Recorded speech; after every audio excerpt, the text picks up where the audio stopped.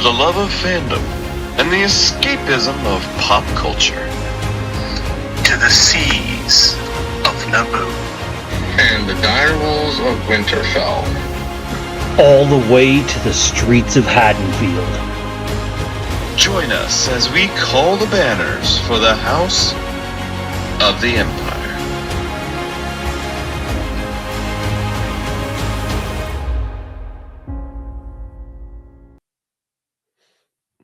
What do you get when you take Star Wars and the holiday season and put them together? You get a really fantastic episode of House of the Empire. And it's going to have a very special Star Wars Wastelands twist to it. Hey, everybody, I'm Zach. This is the 6th episode of House of the Empire. And before we get anything else going, I want to say a thank you to all of our sponsors, including Ryan at Colleague Nation, Jesse at Jesse's Storytime Spectacular, Jason at Backtrack Cinema, and of course our channel mod, Dustin. Without these wonderful people, this program would not be possible. So without further ado, let's kick back. Let's have some fun with our top 10 holiday films, our top 5 moments from The Empire Strikes Back, and a whole lot more on this holiday special of Star Wars Wastelands. Let's go. You're listening to the Empire Network.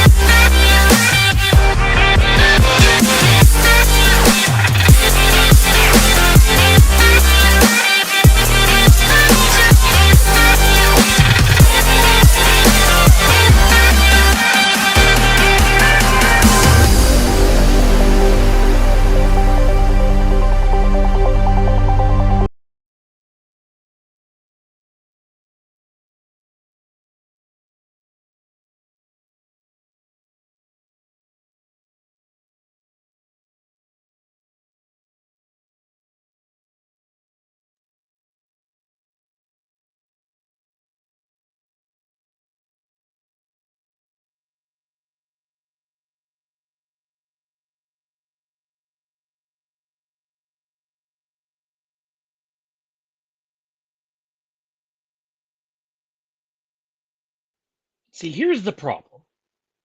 Here's the problem. I mean, this is just like the first episode of Star Wars Wastelands. I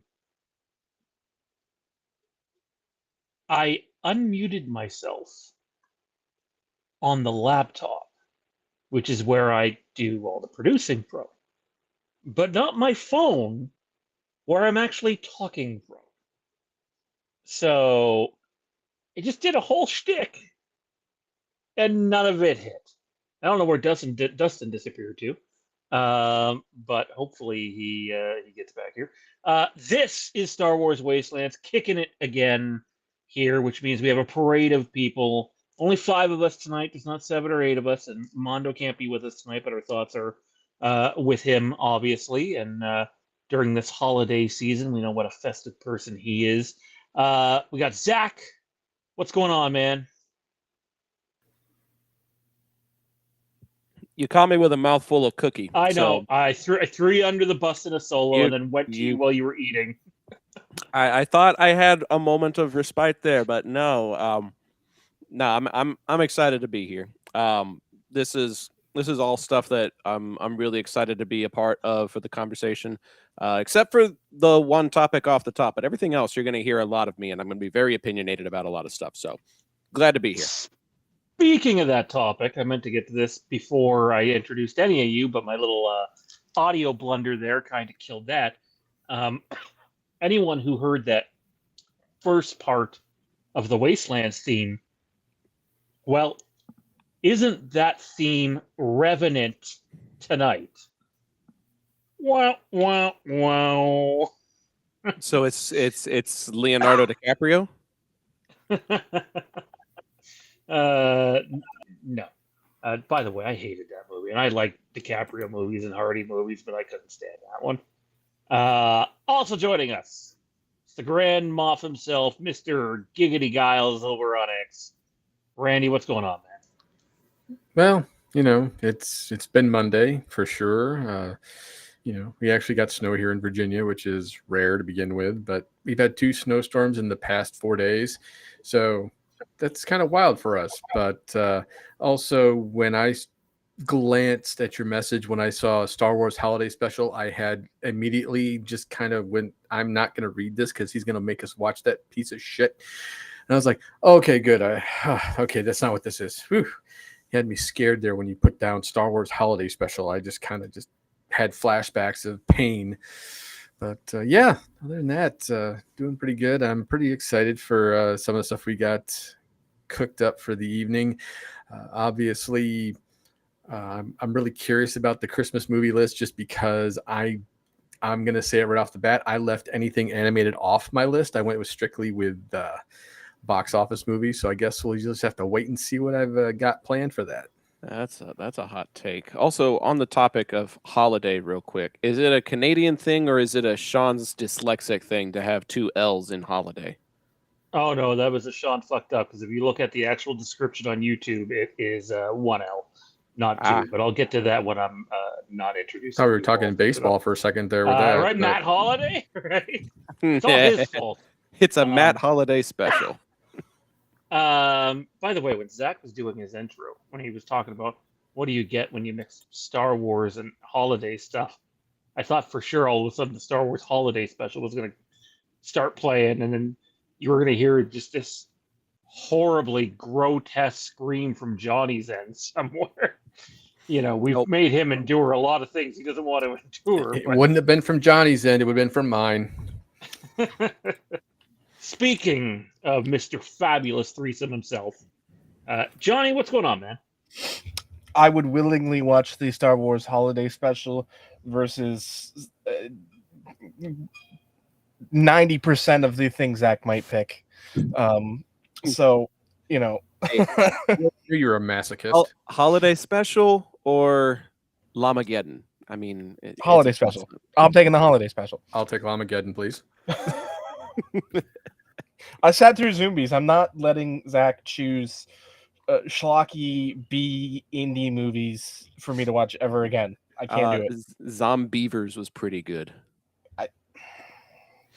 There's a sex scene where the girl turns into a beaver mid blowjob and bites the guy's dick off. I really hope your wife is the one that controls the controller in around your television, because otherwise, I am so sorry. Is it about as bad as that scene from Teeth? It's pretty bad. It's pretty bad. To answer horror movies question, since Halloween's not on the docket tonight, can't remember the last time you say that. I guess this will be the Halloween part. I don't know if it's this week or next week, but yes, there's more Halloween stuff scheduled to officially drop before Christmas. So remember, you heard it from here for all those naysayers that say you didn't. Alrighty. Also joining us for the first time ever for a full episode. I'm terribly sorry that we're putting you through this. The channel mod himself, Dustin, what's going on, man? Not much, guys.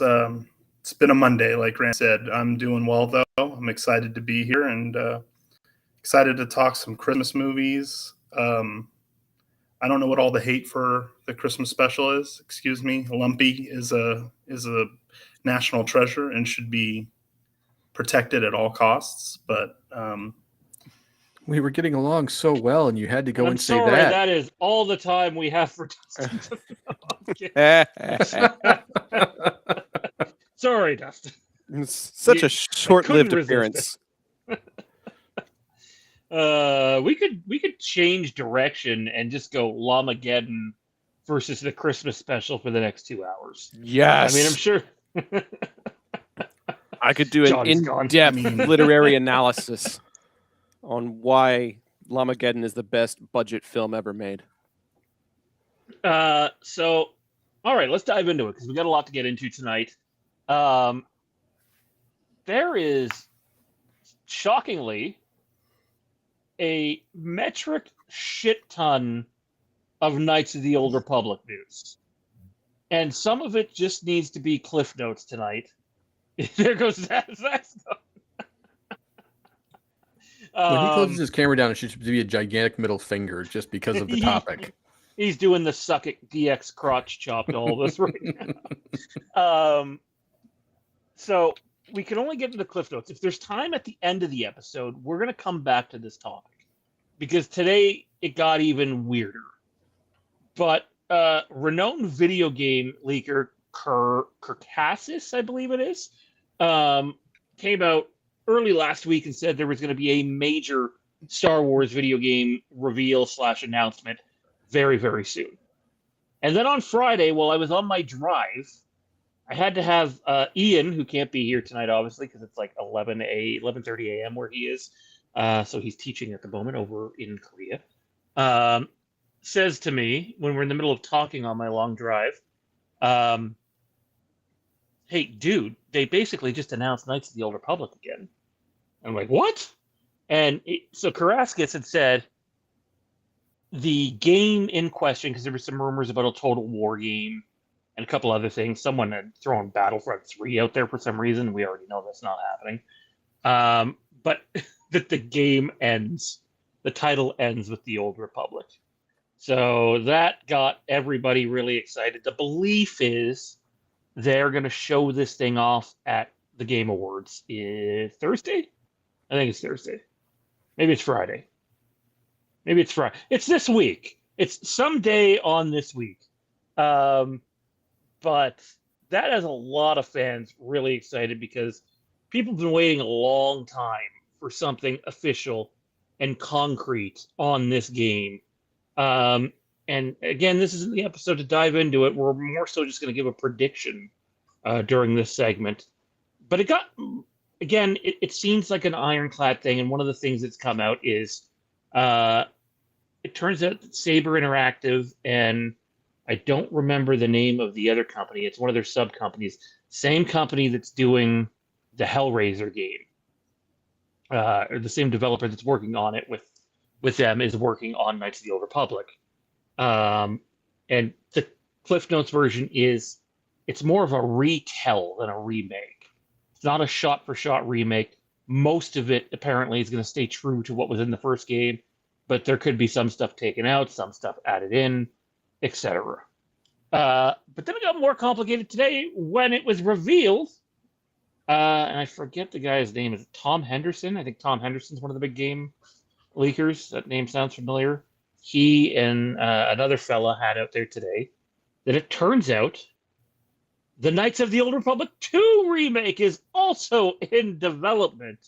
Oh, wait, so that's not bullshit? Because I saw that on social media. I was like, not bullshit, believe it or not. oh, damn. And I'll leave it at this. If we have a chance to come back to it at the end of the show, we will. Everyone knows Aspire Media ported over KOTOR and KOTOR 2, KOTOR 2, to the Switch, to, I think it was mainly the Switch, I believe, and then they re-released it on, like, for Xbox. They were supposed to have the DLC, or the abandoned content, the restored content, essentially. That mod was supposed to be in it. We never got it. Well, why didn't we get it? Disney, the same company who asked them to do it, stopped them. And the reason was they have a Knights of the Old Republic 2 remake in the works. And who's believed to be doing it? It's not, in fact, Saber Interactive, but rather Obsidian. And the last update they have on that was March, so they couldn't confirm that it was still going to happen, but the belief was that it would. So that's a shit ton of cliff notes on what we've been waiting for forever. And then the Knights of the Old Republic 2 thing's a surprise. Let's just cut to the nitty-gritty here. Do we think, simple yes or a no, maybe or I don't know is not an answer. Your prediction. Will we get a reveal in some shape and or form of Knights of the Old Republic this week? Or is it once again, well, it's basically there for the tap-in, gonna miss the hole? That's what she said. Randy? So since the VGAs are definitely on the 11th, and they're really good about getting those types of bombshells that they get to reveal whatever is available, I say yes, we're going to get it, and I think we're going to get it for the 50th anniversary. Johnny? I think we're going to get something. What that something is, at this point, your guess is as good as mine. Well, I mean, this thing could still potentially be 2 years away from this date, so it might be minuscule. Oh, and I don't know if sorry, I'm clusterfucked here, guys, in the mind. It's believed that Saber Interactive didn't just get the assets of what Aspire was working on, but they had to restart the project from ground up. Another important detail. Dustin, does this thing finally happen this week? You mean Aspire messed up? No. Yeah, I think we're definitely going to get it. I think we're going to see them do some kind of trailer or tease for it. And I wouldn't put them past them to put the cart before the horse and then even do KOTOR 2 TBD, kind of just to let people know it's coming. But I think for sure it's going to be happening. Because I don't think it's having anything to do with any other IP that they've, that could be coming up. So it just makes sense that it's time for that to come out. And everyone's favorite Knights of the Old Republic fan. Zach, this is a really simple one, man. You don't need to even get in depth. A simple gambling prediction. Do we finally get another look, or I guess the first look at this rebooted Knights of the Old Republic this week? Or do you get your wish and it dies in hell?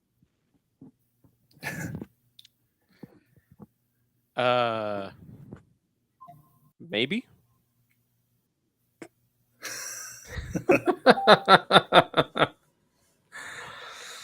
You should have known he was going to make this difficult for you. My dude, you are asking me a question, even if it's a yes or no question. You are asking me a question on a subject of which I have literally no knowledge of and literally no interest in. It's like asking Mondo diet advice. It doesn't compute. It doesn't happen. Wow. So no, it's not happening tonight either. So that's a no then.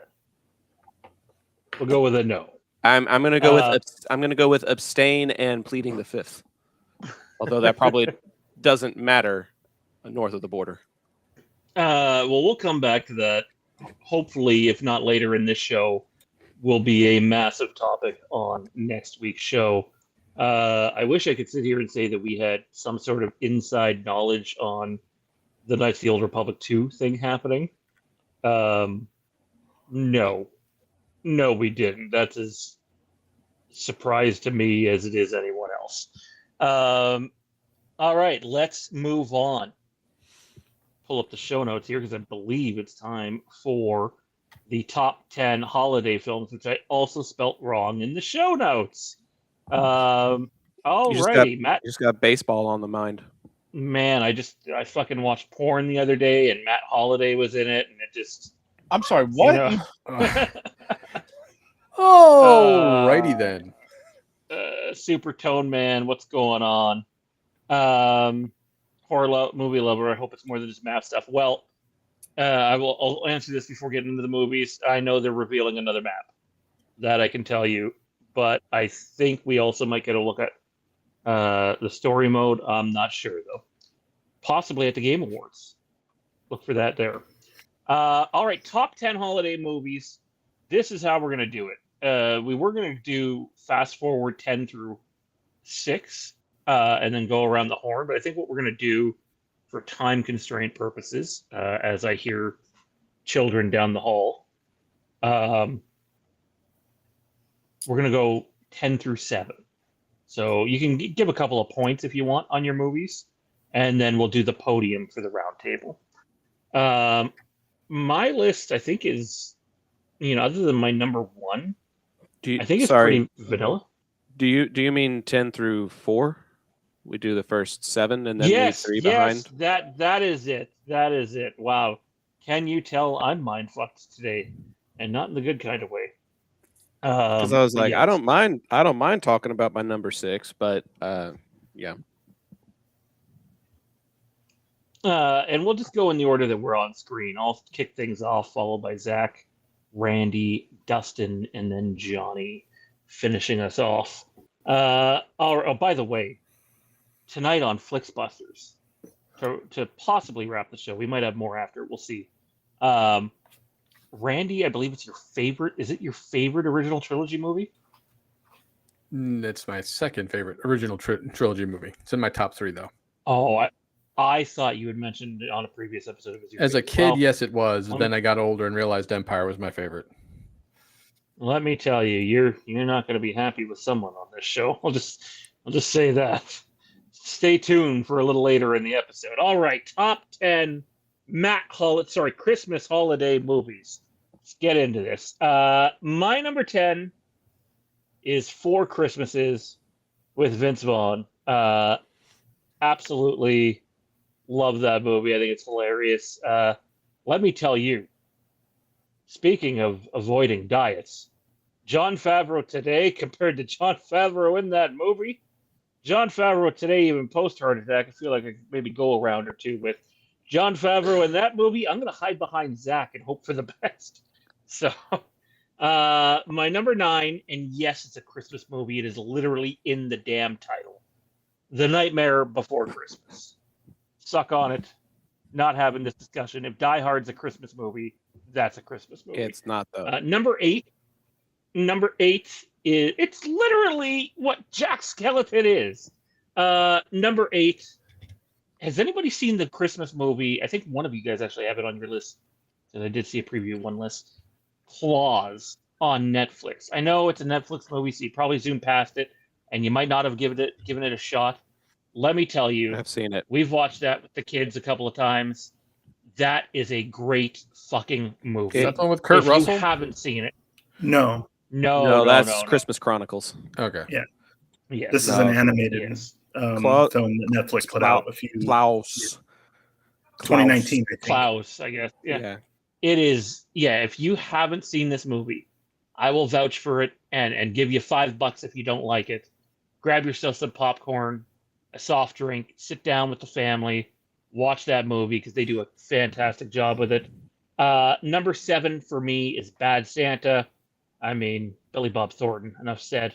Number 6 is Home Alone 2. Number 5 is Rudolph the Red-Nosed Reindeer. That's right. I classify it as a movie. It's a classic.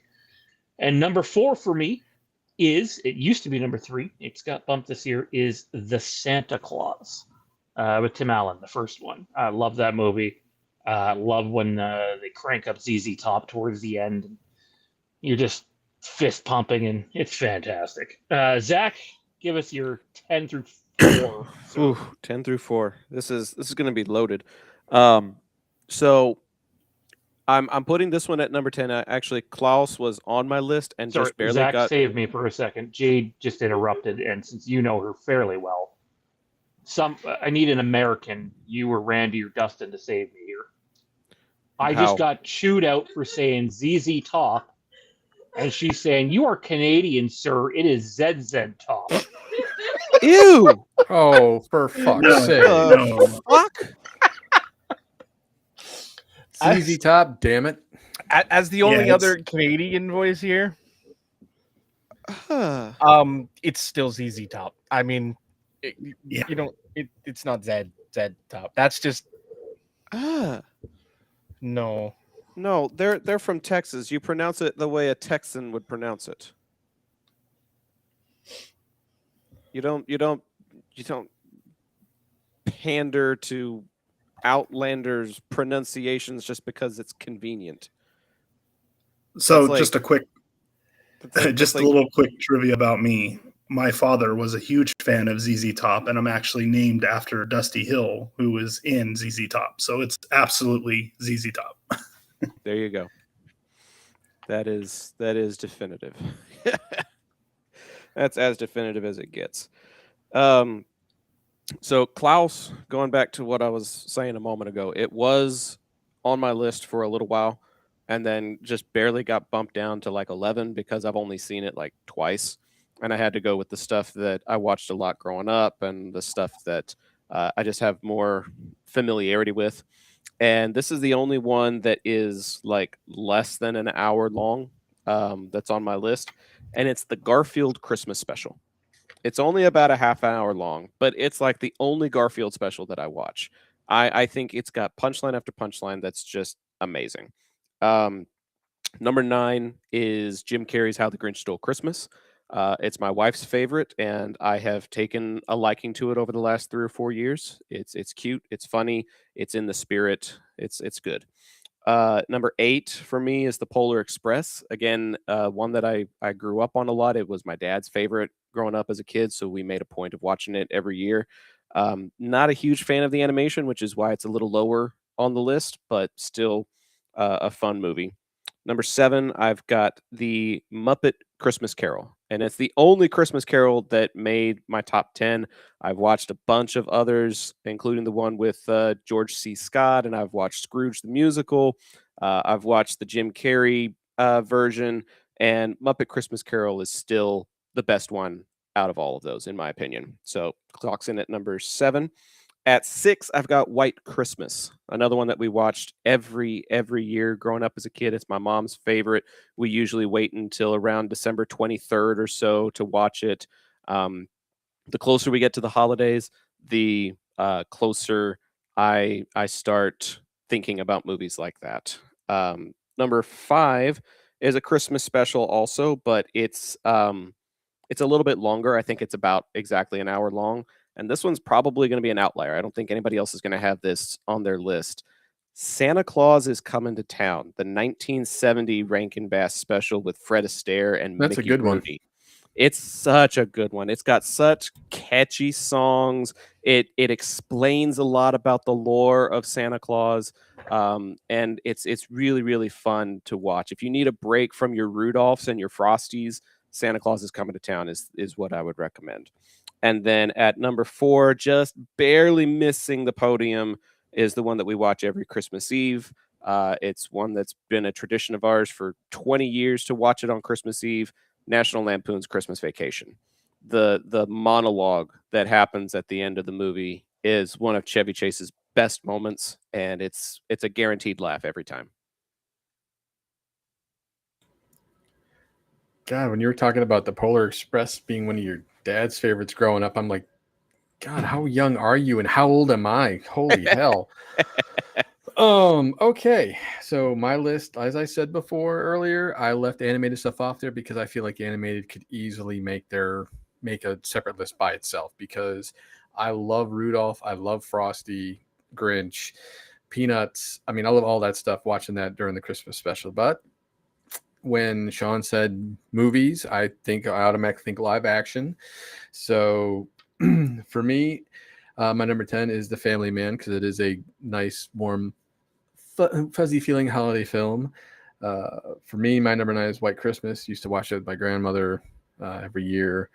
And then, of course, after that, number 8 is It's a Wonderful Life. Again, another one that I watched with my grandmother because it was just one of those things that it was just like, okay, it's Christmas Eve. Let's watch a couple movies. And that was on her list. Number 7 for me is The Santa Claus, because how can you not have that on your top 10 list? Because it is one of those memorable movies that just has lots of laughs and lots of great moments in it.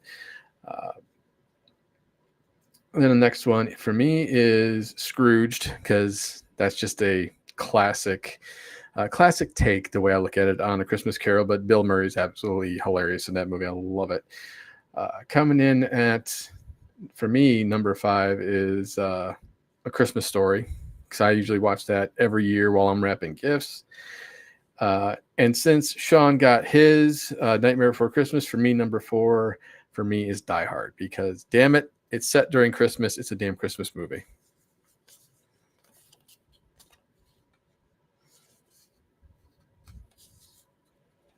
Dustin, take us away, man. 10 through 4. What do you got? All right, at 10, I also have The Family Man. Great movie with Nicolas Cage, kind of that heartfelt movie about potential family and what your life could be in certain situations that have taken place or could have taken place. It's a sleeper Christmas movie. At number 9, I have Home Alone 2 over Home Alone 1. My wife and I just recently watched both of them, and for sure Home Alone 2 for me holds up much better. At number 8 is Jack Frost. I love Michael Keaton, and that movie is kind of one of those just heartbreaking movies. And it's just a movie as a kid I grew up watching with my dad. At number 7, I know this is probably controversial because it's lower, but Elf. For me, it's funny. I love Will Ferrell. It has some great moments in it, but I think overall some of the story just kind of mid. But I do enjoy. At 6, I have Planes, Trains, and Automobiles. You got Steve Martin and I'm blanking on his name right now, but John Candy. John Candy, just a great, one of those situations you find yourself in traveling at home for Christmas, and just things that they go through and the hilarity that ensues is always really fun to watch. At number 5, I have the How the Grinch Stole Christmas, the 1966 animated special. There's been newer animated films for How the Grinch Stole Christmas and the Jim Carrey one, of course, but just something nostalgic about that original one that came out that always makes me think of Christmas. And at 4, I have Bad Santa. My dad and I love watching this movie. It was just so hilarious, just seeing Billy Bob Thornton, his interactions with the kid and the situations he gets into. I could watch it to this day and laugh as hard as I did when I first saw it. So that's my list so far. Johnny, take us through your 10 through 4, man. All right, we're gonna start off number 10. One's been mentioned several times already. It's Santa Claus. Tim Allen's classic. Number 9, Frosty the Snowman. The cartoon one. Just it's childhood. It's nostalgia. It's pure. It's fun. It's everything you want in the holidays. Number 8, Rudolph the Red-Nosed Reindeer. Again, the classic, quintessential claymation. It's childhood. It's short and special and fun, and it's beautiful in its own way. Number 7, again, mentioned it, A Christmas Story. Every year, all day, TBS, 24 hours, Christmas Story. It's the quintessential Christmas movie because it's the only thing you're guaranteed to see every Christmas day, without actively trying to watch it. Number 6 is the good Home Alone movie. I'm of course talking about the first one. I Home Alone 2 over Home Alone 1? I hope Home Alone 1 somehow in your top 3, because otherwise, I don't know. Number 5, it is absolutely a Christmas movie. It's Die Hard. I have a Nakatomi Christmas party shirt that says it exactly is a Christmas movie because it's a Christmas party. Number 4, National Lampoon Vacation. I mean, it's already been said, there's so many moments in that movie. It's one of those performances that no matter what, you go back to it and it's great. It's without question, for me anyway, Chevy Chase's best film. I love it. It's just, I love it so much. And why is the furniture all wet, Todd? I don't know, Marco. No, Margot. So My wife and I do that to each other all the time. That cat had 9 Interestingly- lives. It just used all of them. Interestingly enough, well, we here in the studio can see Johnny. Those on YouTube, well, I mean, we can see his square and his name. You can't? I was going to say, you can see me? How? Well, it's gray, but it says your name. Okay. Nobody on YouTube can. It's like your box is not here. They can hear you apparently. Jade confirmed that.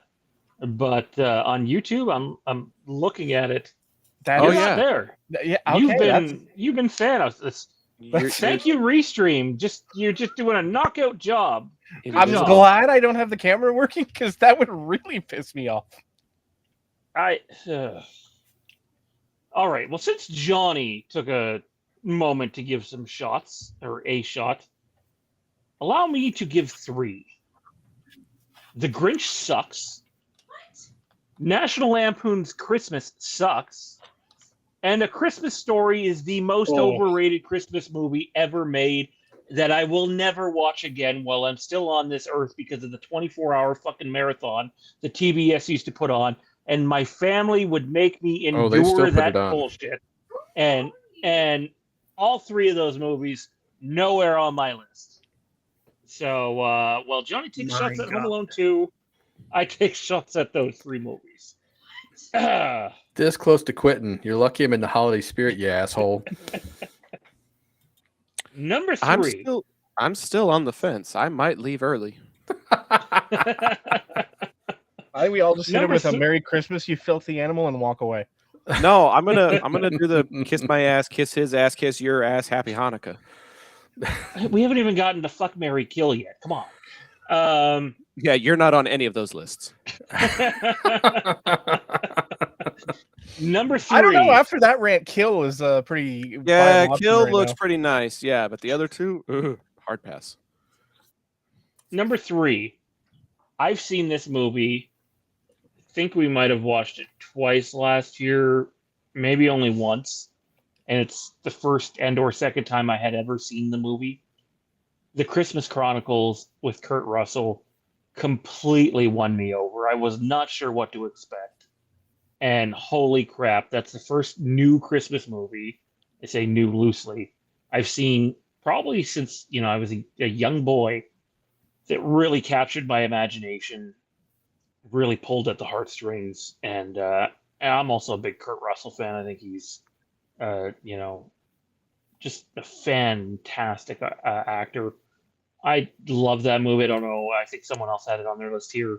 I don't know if it makes anyone's top 3, but I don't know. Like the second movie is good too, but that first movie, the way it's shot, I loved it. Like I don't recall getting that emotional over a Christmas movie in a very long time. So, Christmas Chronicles at number 3 for me. Zach? Apparently, pushing the letter M doesn't work half the time for me, so I have to make sure I manually unmute myself.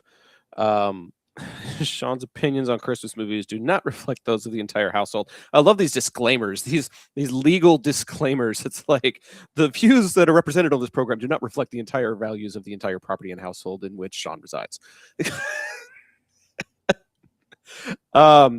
Number 3 for me is another old school. I don't know why, but It's a Wonderful Life did not make my list because like 95% of the film is sad and depressing. And I have a hard time finding it being, something redeeming in just the final 5%. But there is something that's almost as old as it that I feel like does really, really capture the spirit of Christmas throughout its entirety, in spite of its moments of drama and moments of potentially feeling sad for the main characters, and that is the 1947 version of Miracle on 34th Street. The one with Edmund Gwenn and Maureen O'Hara is one of those ones that has such great whimsy and such great imagination. There's an entire scene about how to utilize your imagination. And it's so fun and intriguing to see Santa Claus being put, quote unquote, on trial. And the judge doesn't even want to be there. He's trying to find every loophole possible. And he finally finds one at the end of the movie. And it's probably one of my favorite holiday lines of any movie that's like holiday themed. He says, "Since the United States believes this man to be Santa Claus, this court will not dispute it. Case dismissed." And it's legalese that puts you in the Christmas spirit somehow. I don't know how to quite explain it, but it's such a fun movie, and I never cared for the one with Matilda and John Hammond in it. They tried to recapture it, and it didn't resonate as well as the 1947 one does for me. That's one of those ones that I have to watch every Christmas season, and that's why it makes the podium. Okay, so for me, my number 3 is How the Grinch Stole Christmas with Jim Carrey, just because I mean, I love Jim Carrey movies in general. I think he's a brilliant actor and comedian, but it was just a fun movie. It was all the colors, all the lights. Like, there's always been something about that when it comes to the Christmas season, just lights in general, but also, like, for me, being from New York, having like the snow and the way the lights affect, reflect off the snow, and seeing that in the movie, and how, granted, yeah, it was very over the top, but that's Jim Carrey. But still, you get the heartfelt message at the end, and it was just, like I said, it's just an overall fun movie. And the fact that it's the 25th anniversary this year makes me feel really old right now. I love that Taylor Momsen didn't even know what Jim Carrey looked like until the premiere, and then somebody points him out, and she's like, "Oh, that's Jim." And so it's a true testament to him wearing that makeup and like diving into the role so much that even his co-star didn't know what he looked like, because he was just the Grinch for basically the entirety of that film.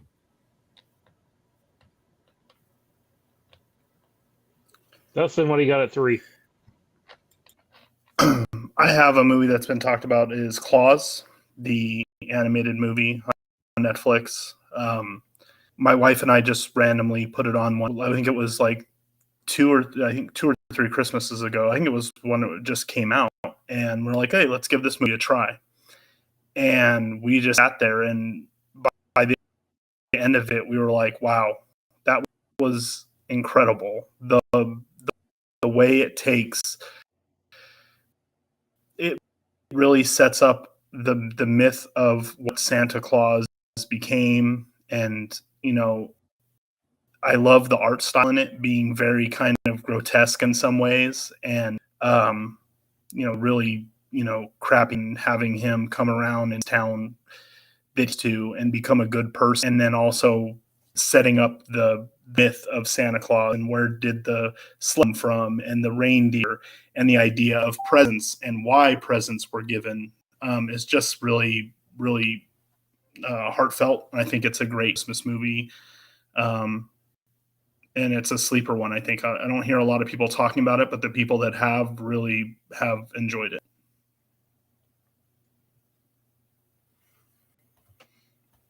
Fab 3? Well, I come in with mine. It's one that's already been mentioned. It's to me, it's the holidays all wrapped up into one. You know, you can watch it anywhere from middle of October all the way to Christmas. It's Nightmare Before Christmas. It just, the music, the look, the feel, the holiday spirit. It's all so encapsulated in it. I love watching it. I just love watching it. See, I'm not completely lost. Alrighty. Let's not my go number too two. far down that road. My number 2 is the best Home Alone movie ever made. No offense, Dustin. You know, I think without a shadow of a doubt, it's one of the best Christmas movies ever made, and that is Home Alone 3, an absolute masterpiece. Puts the first two. No, I'm kidding. It's the original Home Alone movie. It doesn't get any better than that. I think the whole subplot with the neighbor and I always forget the fellow's name, the shovel and the family dynamic there arguably tugs at the heartstrings more than anything in Kevin's family does, and it's just a wonderfully put together movie. And John Candy's role, while being small, adds a very human element to it and shows that hey, not all humans are pieces of shit. Some people are willing to go the extra mile for someone else. I love that movie. Sadly, we've already watched it for this Christmas season, so until 2026, we will watch it again. We haven't watched the second one yet this year, though, so that one is still to come. Okay, hold on. That does present an interesting question. What is like the viewing rules in your households?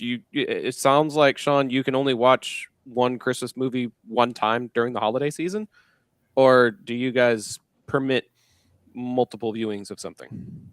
Yeah, definitely one time during the holiday season. There's way too many different Christmas movies to pick from, and I'm not some guy that wants to see the same movie play over and over and over and over and over again. And Brendan, if you are watching this right now, that is your fault. Oh, okay. Are the rest of you guys Grinches also, or is it just this motherfucker? No, I think it has to do with that's why he hates A Christmas Story. Is it was on over and Bingo! over. So he's just I'm not traumatized. kidding. I'll never watch that movie again. If I'm at someone's house and it's on TV, I'm going to another room. Your Unless camera's it's on not on, when- but I think your whole face is green, and this valve is getting like 3 sizes too small. That already Not happened. That wasn't a fun experience. Okay, well, moving on. We're at silver medals now, aren't we? Correct. Yeah. So my silver and my gold kind of rotate from year to year. And this just happens to be where it falls at the time of this recording, but it alternates. It goes back and forth sometimes. This year, the silver medal is going to Elf. It's one that we use to kick off the Christmas season. As soon as we finish our American Thanksgiving, sometimes we do it the Sunday before, sometimes we do it on Thursday. It just depends on when everybody's schedule is. But as soon as the Thanksgiving meal is over, the very first movie that we watch to kick off the holiday season is Elf. And so we know all the lines, we know all the jokes, we know all the moments, and we still get a kick out of it. We still laugh at it collectively as a family. And I know a lot of y'all probably don't know my family dynamics, but it can be very tough to get all of us in the same house or in the same room and have us watching the same thing at the same time.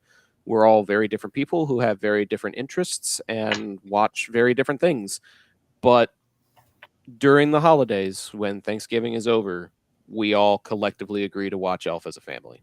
And so, yeah, it's got a pretty special tie for me in that regard. And then I don't know if I posted any pictures about it. I don't think I did. Maybe I sent it to the group chat. But there's a hotel and resort about 45 minutes away from where I live called the Gaylord Hotel. And they put on a ice display every year. And it's literal carvings of stuff that's themed after different Christmas movies or Christmas specials. They do Charlie Brown, they do Rudolph, they do Frosty. This year's carvings and walkthrough exhibits and everything was themed after Elf. And it was very, very well done, but it was also very, very cold. They keep the entire environment at like 9 degrees Fahrenheit, so I don't even know what that is in centigrade, but they keep it very, very cold in there in order to make sure that nothing happens to their ice sculptures. But it's a very unique experience, and that just kind of enhanced the lore for us this year in our ways of enjoying that film, was by seeing it in ice formation this year. You know, you make it really hard to follow that up. You realize that, right? Anyway, for me, my number 2 is a movie that came out when I was 12 years old, and that is the original Home Alone. When you just watching that as a kid, watching that as a teen growing up, and just kind of watching it, you know, on repeat sometimes, it's just like the whole imagination behind it is like, man, would that be something I would do if I was home alone? Would I be that smart? Or like getting ideas of things to do or pranks to play. I mean, but all in all, the movie was just, it's so very heartfelt and so a lot of fun, a lot of great physical comedy. That movie, I feel like at times that it's something we sorely miss in today's cinema, is just really good physical comedy. I was always a fan of that growing up. So that's one of the reasons this movie resonated so well with me. But again, it's just like, it's one of those movies you're also growing up with too, because it's timeless. And I usually can watch it more than once. I'm not going to pull a Sean and be like, one and done. Yeah, that's me. But you know, that's the reason why. It just resonated so well with me as a kid, and it still resonates well with me as an adult. It's really cool just to see that it still holds up after all these years. I think it's a great indicator of how much a movie is in the spirit of the season for us, by how many times we feel like we can watch it without getting tired of it. So yeah, I think Jade's right in the chat that hashtag Sean hates everything is just really showing its ugly head tonight. You're a mean one. You know, I was gonna let the elf thing slide because your story moved me. I just put it in the chat. But you know what? That movie fucking sucks too, and Will Ferrell's annoying. Yeah, well, what are you gonna do? Zach, they also have a Gaylord Palms near where I live, and this year it was Rudolph the Red-Nosed Reindeer was there. I wonder if they rotate. Like they do, because last year was Elf here. There you go. That makes sense. Right. Yeah. We're gonna take my daughter to see the ones here, and they give you parkas because it gets so cold in here. So Yep. For number 2, I have the Santa Claus. For me, it's a movie that growing up out of divorce, I really got the dynamics at play between having to switch off Christmases and spending time with, your mom or your dad. And I just thought that at the time, it was just like lightning in a bottle. And I think they've tried to capture that. I mean, they've made how many of them now? 3, and then the god awful TV series. If you don't know what it is, consider yourself lucky. Maybe I just ruined it for you, but the Santa Claus is just classic. It's the movie that we kind of start the Christmas season off with. It's just the entire thing it just feels like Christmas, and what it feels like, kind of the wonders of Christmas and what Santa can do and why and how, and that kind of childlike wonder of, what would happen if my parent became Santa Claus, and just some of the themes in it just really hit, and it's just so well done, and the comedy in it is really solid, and I think Yeah, it's definitely one of those movies that every year when we're starting off, it's like we need to watch this movie. Even if we try to watch all of them, but the first one is just, to me, I grew up watching that movie every year, and it's just pure nostalgia for me. I think you can probably stop at one, but like two and three are decent films. I remember being Yeah, so excited for three. Like we didn't rent a lot of movies. Like as soon as like the digital thing became a thing. But I remember renting Santa Claus 3. Yes, you could rent digital movies even back then, people. Um, and I was really excited to see that movie. I mean, I was a big Tim Allen fan growing up, though. So, Johnny, what do you got at yeah. three, man? No, it's silver medal. It's twos. I'm on top of it, even if Sorry, he's not. two. Deuce. Before I do that, I will, say I do agree with Sean. Elf is not a good movie. It isn't. It's so. Let me over- rephrase it's- it. Hang on. Let me rephrase it. The surrounding people in the movie Elf are not bad at all. I actually think it's decent. I think Will Ferrell is one of the most overrated fucking actors there is. I do not think he's very talented. And I'm a huge NASCAR fan that will probably never watch Talladega Nights again. You took this Step from what Brothers. was just a natural, just that movie stinks, to a Sage Hates Everything, that place. And it didn't need to go. The Elf on its own, not good. Overplayed, overdone, not as funny as people make it out to be. Just not interested for me. But Will Ferrell as a whole, love the guy. You must be a South Pole elf. Well, it's one of those, like, for the same reason that Sean's hates A Christmas Story, it's part of the reason why I hate Elf. Because it's so overdone. But I digress. Number 2 for me, it's already been mentioned once tonight, Muppet Christmas Carol. I mean, it is, for me, it is, like Zach said, it is my quintessential Christmas story.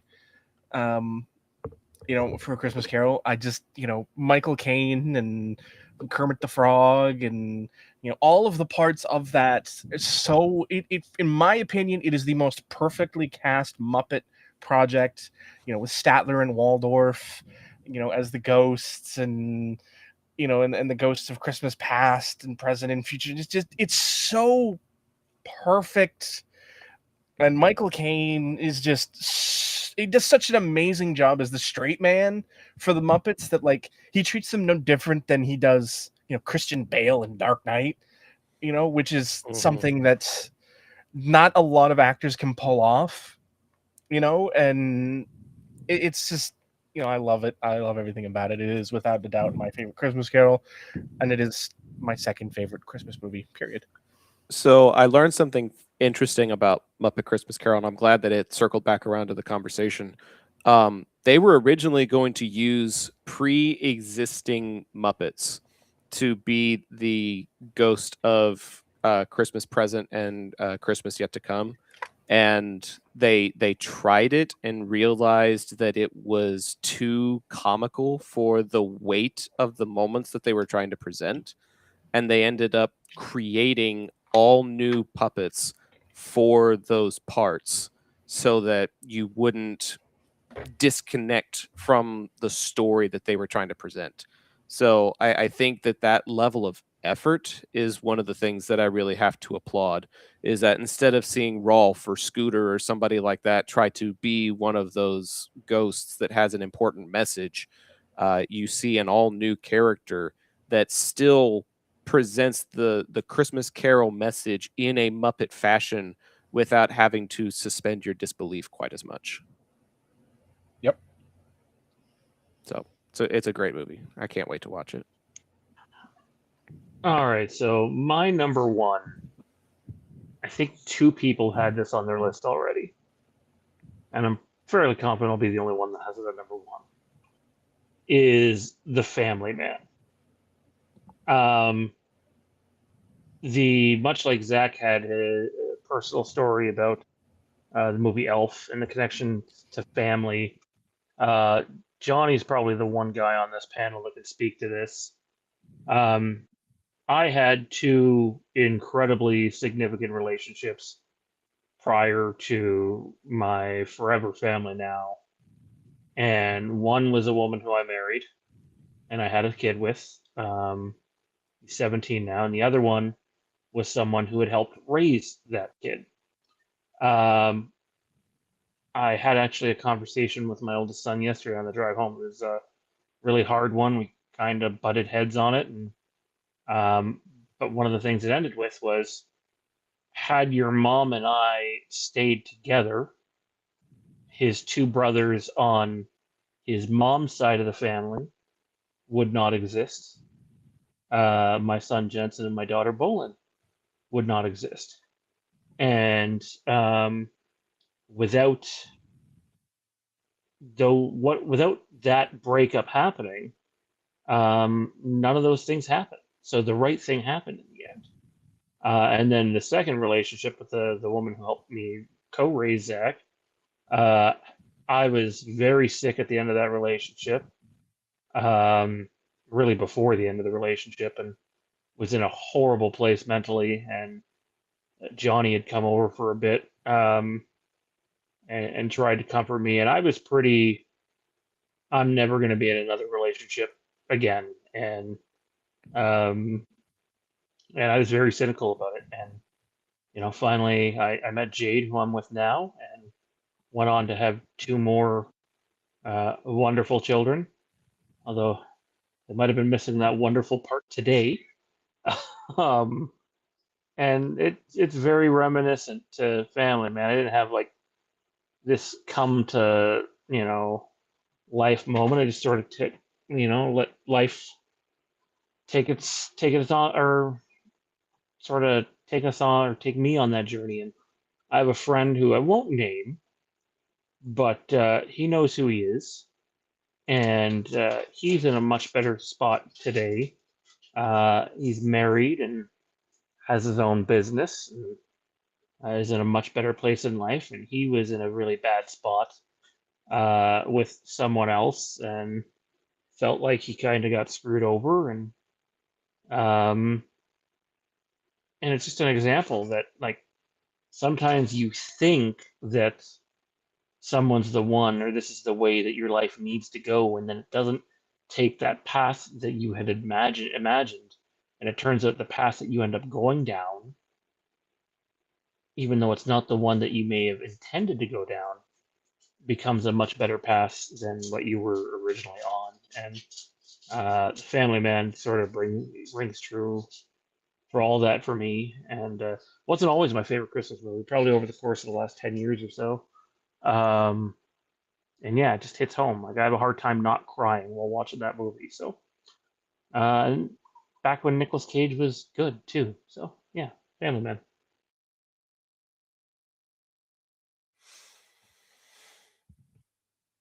Well, I'll say movies at the top of this list after everything that we've rattled off.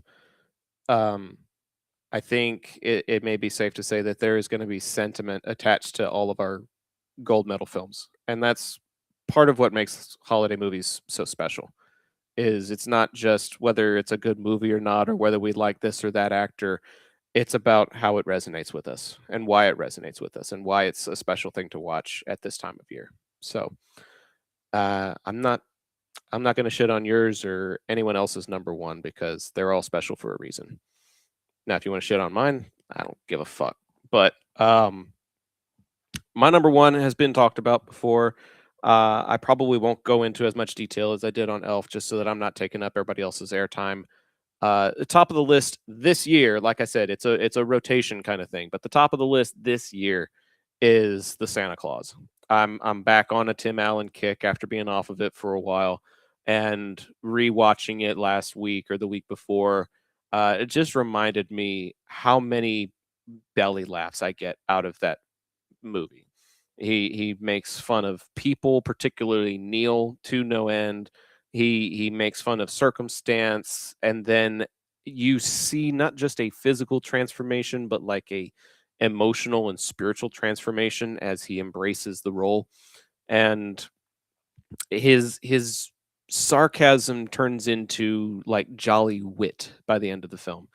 And the way that they're able to present him as like a greedy businessman to somebody who, really embraces and appreciates the role that he's been given in life is a really cool message.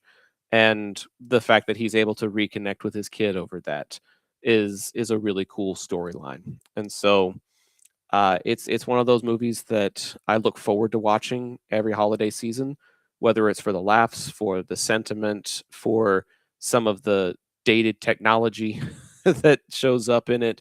Uh, doesn't matter. It's always a win for me, and it's always a good time. And so, yeah, it's one of those that I could watch over and over again and get something different out of it each time, but always put me in a better spirit, better holiday mood than I was in going into it.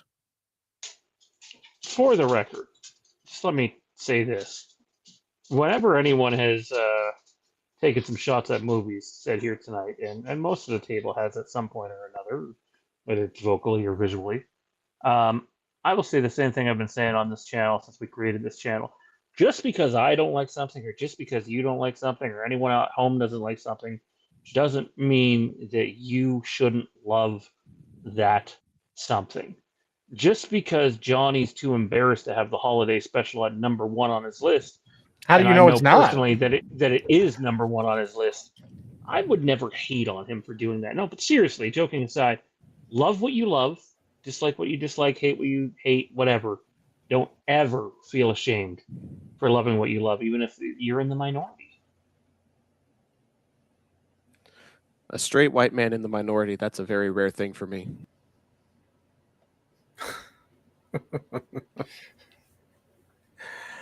Okay, so for me, my number one, I'll just preface this was one of those few movies growing up. My parents were divorced, so I had to split time, especially during the holidays. This was one of those movies that I could watch with both of them, whoever I was with at the time, and still get the same type of laughs and just overall fun of the movie. And for that, it's National Lampoon's Christmas Vacation. It was one of the rare movies that I can remember as a teen that my parents had the same type of humor, and we could each just laugh at it for different reasons and for different scenes. And like my mom's favorite scene from that was him zipping down putting that coat of Teflon on his on his little sled, and he just went flying. She would just burst out laughing at that. Or for my dad, it was something completely different. He, watching the aunt bring the cat wrapped up in a box and then shaking the damn box, and the cat's just freaking out in there. He would just laugh at that every single time. But it's like those were, the fond memories of the holidays in general, of being able to just kind of find common ground with both of them, even though they basically couldn't stand each other. It was nice. And it really always stuck with me. And obviously repeat watching, iconic lines, iconic moments. It's hard to beat that, especially for me. But yeah, that's really why it's number one for me, is because it was a way to find common ground during the holidays when most of the year, both of them were at odds with each other. Every time Catherine fired up the microwave, I'd piss my pants to forget who I was for a half hour. So good. I lose it every time he says that. Every time. Yeah, my number one, I'm with Randy. It's National Lampoon's Christmas Vacation. Again, I won't take up a lot of time because everything that's been said about this movie.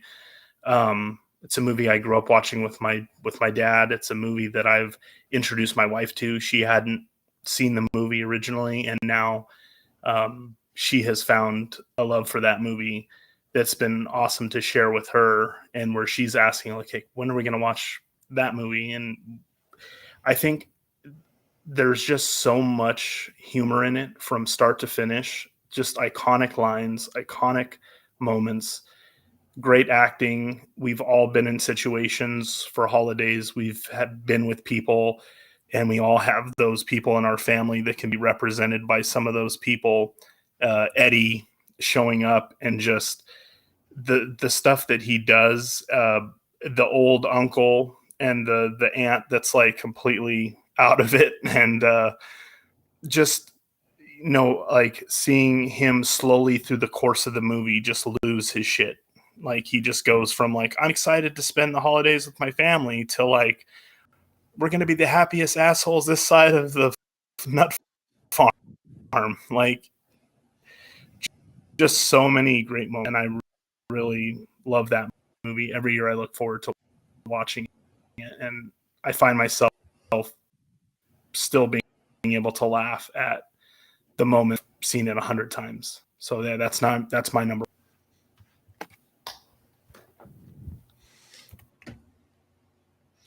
All right, to wrap this up, to bring it to a close, for me, my number one, it's the one I have the most fond memories of watching.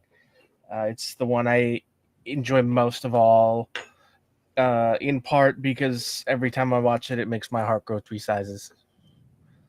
It's The Grinch, and I mean the classic. I don't mean the Jim Carrey, because as great as that one is, I had already had a good 13 years of my life living with the classic before that one even came out. So as good as that one is, and don't get me wrong, other than the classic, animated version, it is the best version of the Grinch. All these other crappy ones we've gotten in the last few decades have just been garbage comparatively. But like that one is, I'm okay with Jim Carrey being the, embodiment and representation of the Grinch these days. Like when you see the Grinch out at like Universal, it's the Jim Carrey version, and that's fine because it's great. But to me, it's the classic. It's that classic animation style. It's seeing the Grinch. It's seeing Cindy Lou Who. It's all of those things, and the beauty of those, and the memories of watching, watching it every year. It's great. It's amazing. I love it. I love the animation. I love the music. Like who doesn't, every now and again just have You're a Mean One, Mr. Grinch pop into your head during the holiday season, It just and hopefully, much like the Grinch, his heart will grow 3 sizes at some point in the next little bit. But to me, it's the best. I love it. The music, the animation, everything about it, the story. Yeah, I love Dr. Seuss. I grew up on Dr. Seuss, and that's the embodiment of Dr. Seuss for me. So you're not a fan of the Benadryl Cumberbund version that came out a couple of years ago? Well, I love Benedict, but he's not the Grinch. That's just doesn't. It's not. That one doesn't. That one might play in some parks, but it don't play in this one. Mm-mm. Not in mine either. I got certain limits, and that one crosses it for sure. But no, I appreciate that a TV special is what kind of closes things out, because I do think those deserve a little bit of love here and there, because maybe sometimes you don't have an hour and a half, 2 hours that you can dedicate to something, but you still want to have something, or have something on in the background, or maybe that is part of your growing up, like you said, Johnny. So that's a that's a really solid way to round everything out. All right. Well, there are our top 10 holiday films. If you have 10 holiday films that you want to share with us in the chat, please feel free to do so. We would love you to engage and help out the content. We've had a really engaging chat tonight. It's been super active. I've loved it. Yeah, very much so. Zach, I've never done this next one, so I'm handing the lead off to you, sir. Okay, so I really was not expecting you to take this and run with it quite the way that you did. I kind of pitched it as like a BS idea, and then you were like, "Oh yeah, let's do that." And I was like, "Oh shit, I actually got to put in some thought and effort into this now." This is a very high school game that's gonna have a bit of a Star Wars twist to it. Some of them are going to be themed. I've got several selections that are themed, and then I asked ChatGPT to help me create some randomized selections as well. So, it's called FMK, Fuck, Marry, Kill. I'm going to give 3 characters, and you're not allowed to abstain. You can't say I don't want to play this round. You have to pick. And some of these are going to be really ridiculous, impossible choices. Some of these are going to be really random, and we're just going to see how it goes for as long as we can figure out how to make it go. We'll just continue going around the horn, but I'm going to go counterclockwise. So, Sean, you're going to be leading us off, and then we'll go Johnny, Dustin, and Randy. So we're just going to flip the circle a little bit here. But I'm going to give 3 Star Wars characters, and you have to choose which one to fuck, which one to marry, and which one you're going to kill off. Sean, are you ready? Yes, sir. I don't feel like he's ready. I don't think he's ready for this. Do I remember we may have a guest panelist joining us? Is that what you're trying to set up over there? Unfortunately, that's not going to happen. Not an option? Okay. Well, this will be interesting anyways. All right. The first lineup is going to be themed after Revenge of the Sith. Your options for the first round of FMK are Episode 3, Obi-Wan Kenobi, Episode 3, Anakin pre-Vader, and Episode 3's Mace Windu. Sean, fuck, marry, kill.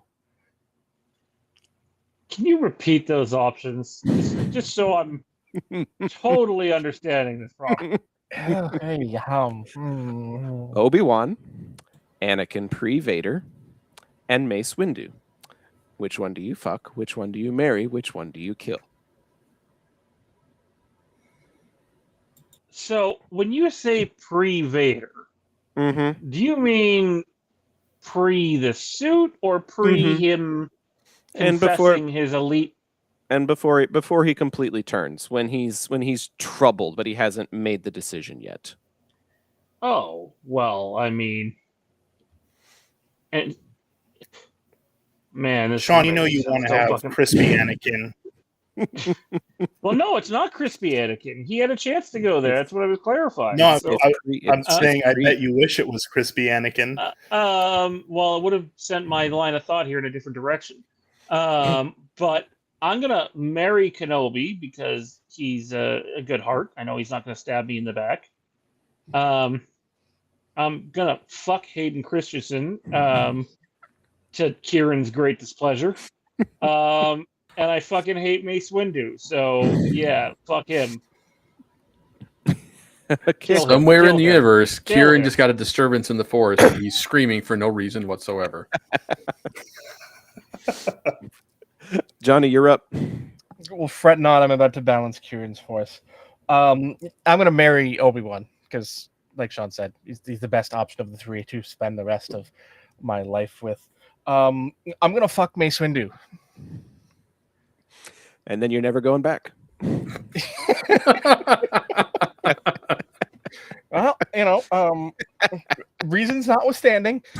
And then I'm going to kill Anakin. Dustin, how about you? Oh. Hayden Christensen, man. I've seen him in those sheets in Revenge of the Sith. Glistening and hand missing. I think I would go with the consensus here. I would definitely fuck Hayden. And I'm not saying Anakin. I'm saying Hayden because it's personal. And I would kill Mace Windu because he's kind of the reason Anakin finally went to the dark side. Not me fucking him, but him telling him to take a seat. And marry Obi-Wan Kenobi because he's Sweet, sweet man. Okay, Randy, close us out. Definitely the strangest thing I've had to take part in Oh, ever. we're just getting started. Why do I feel I'm like Jabba the Hutt's afraid going to this- show up on one of those lists? I am Anyway, genuinely, I am expecting a round that's just 3 huts. Dudes, Gardula, We- Jabba, and we- the little brat. we are just anyway. They all getting can get it. started. We are just getting started. So This obviously, is soft core compared to what I've got lined up So for you. I'm gonna go with the consensus here of the you got to marry Obi-Wan because it's Obi-Wan Kenobi. I mean, I'm gonna save the galaxy and kill Anakin so that Mace can get it because why not? It's but yeah, we got to save the galaxy. We got to be heroes. So we're killing Anakin before he kills them kids. So you're taking one for the team. That's what you're saying. Damn straight. Okay, on to the next Someone's round. taking This one is themed after the movie that we're doing our top 5 moments from. This is a Empire Strikes Back themed. You have your choices between I need to go last this episode time, Zach. 5. Sorry to interrupt. Okay, Johnny, I guess you'll kick us off this round. Mhm. You have episode 5's Han Solo, episode 5's Lando Calrissian, and episode 5's Princess Leia. Who do you fuck? Who do you marry? Who do you kill? I'm gonna marry Leia because, it just feels like the right choice here. I'm gonna fuck Han, and hope he lasts longer than 3 parsecs. And I'm gonna kill Lando because it's very likely he's going to turn me in for some crime I haven't yet committed. So you're gonna kill him before he snitches. Yeah. Snitches get He's stitches and all that. Is he going to turn you in for fucking Han? Well, I mean, I don't know. Dustin, you're up.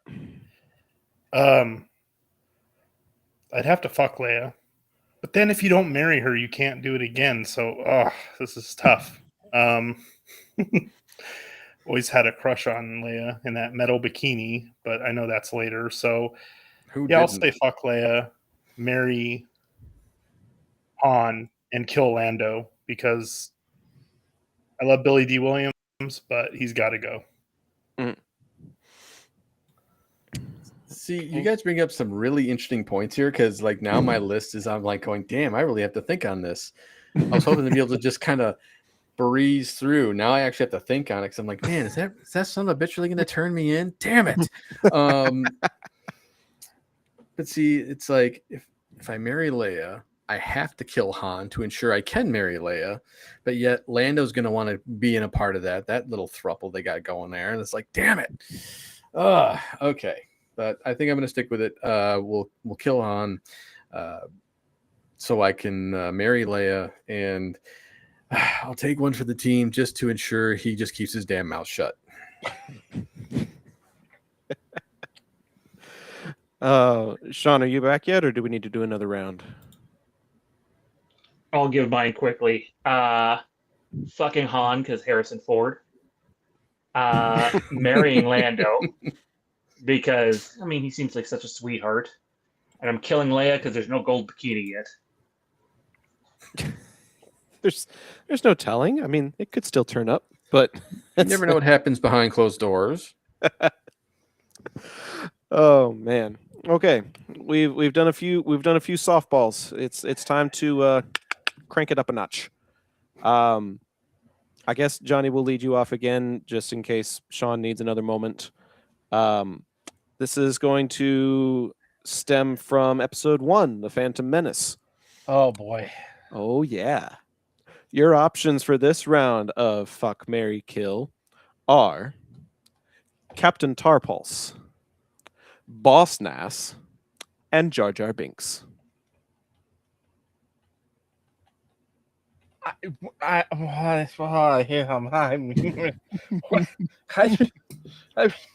What?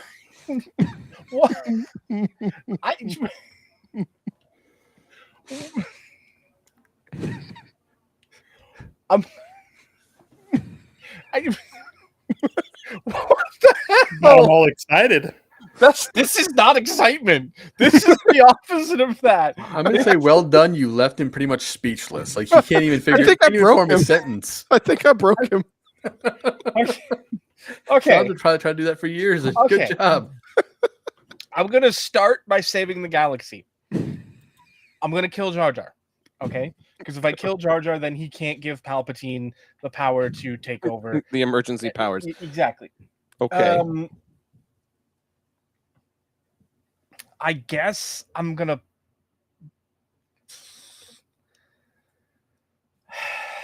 I'm gonna fuck Captain Tarpals. I guess. Question mark? Question mark? And only so that I can have a loveless marriage with Boss Nass. It's You just want that power. That's what you want. It's of convenience. Hey, I'm just saying, there's got to be at least one happy person out there that likes it when he goes.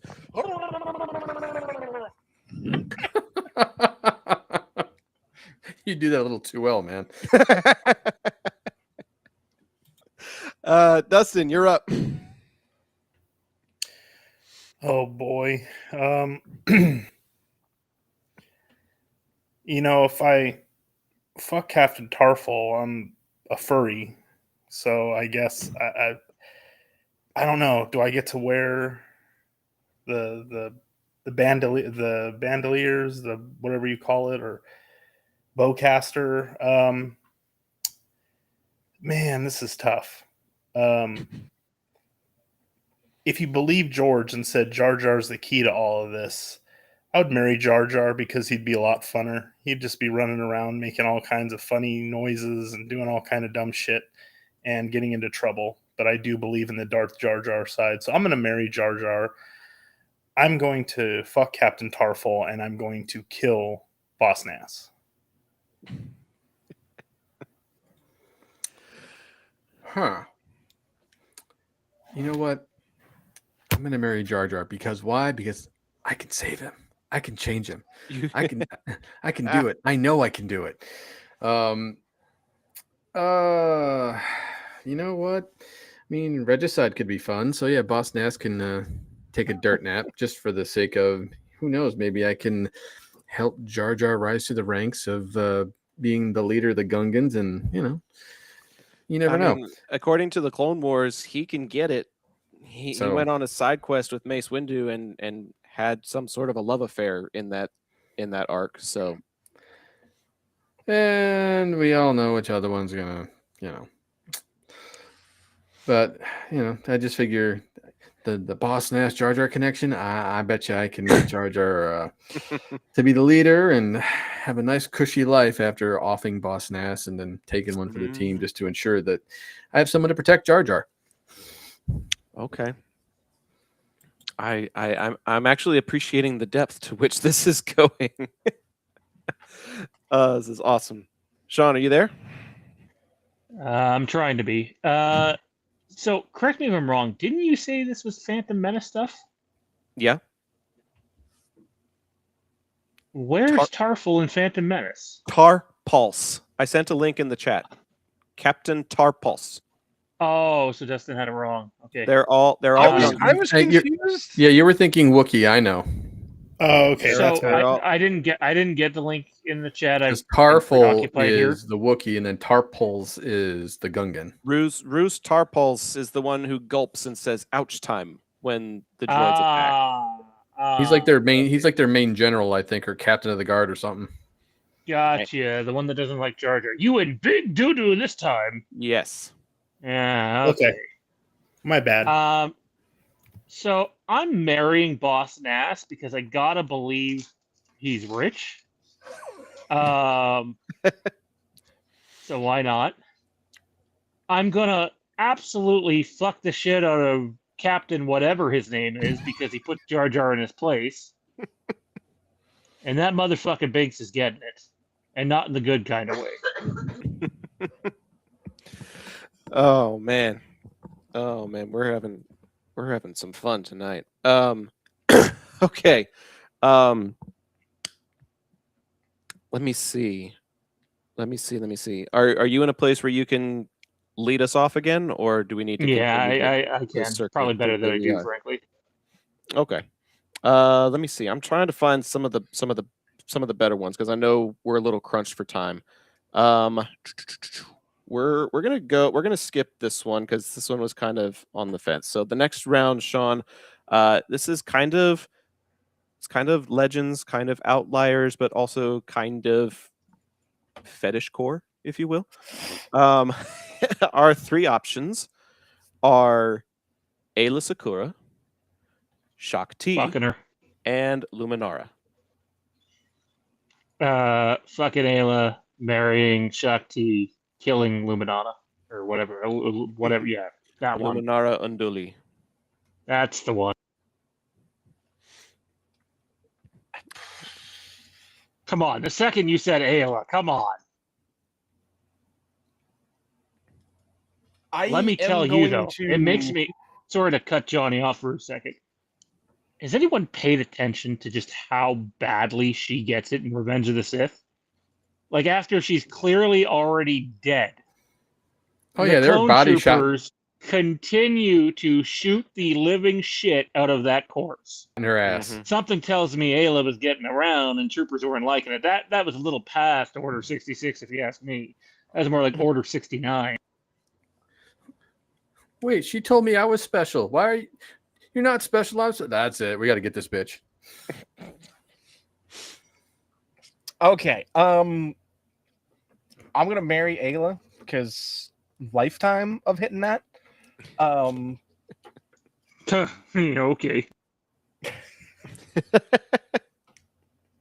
the troopers come find you.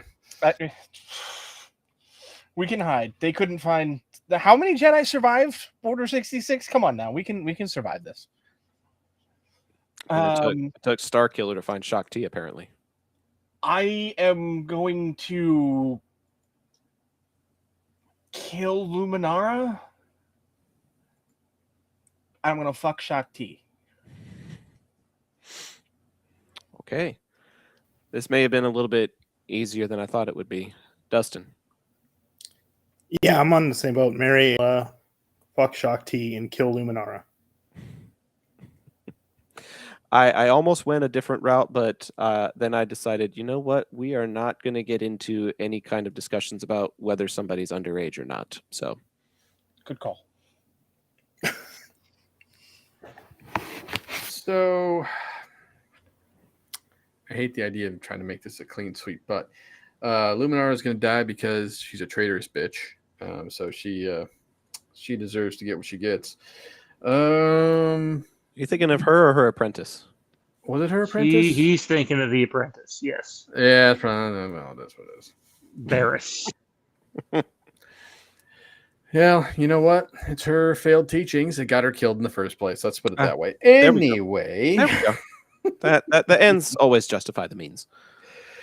So, damn, I was kind of torn. No, I'm not really torn. Randy, I gotta say, after that comment and the way that you said it, not only do I feel like you've come to the dark side, but that got me a little excited. Yikes! Giggity. You know what? I'll do the I'll bang out Ale. Of course, you're gonna bang that out, and I'll marry Shakti just because it seems like the good protective mother type. So why not? Okay. Well, we're gonna go from She did such a good job with the younglings.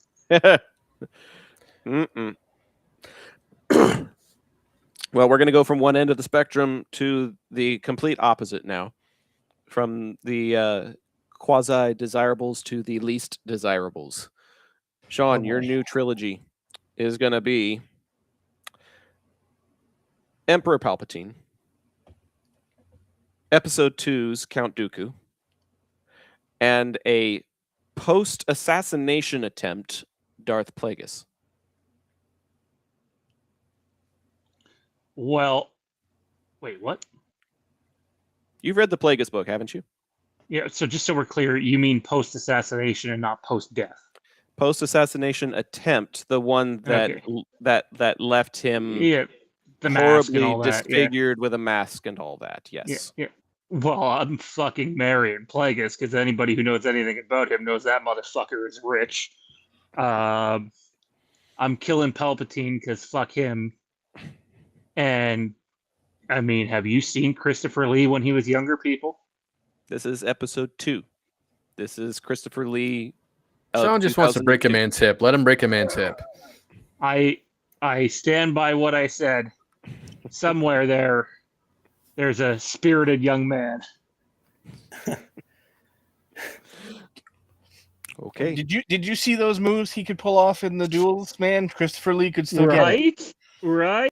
Right, because he didn't have a stunt double.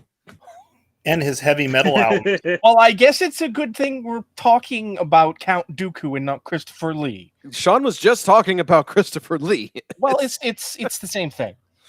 Only now I can use that, to counter the stunt double argument. Okay.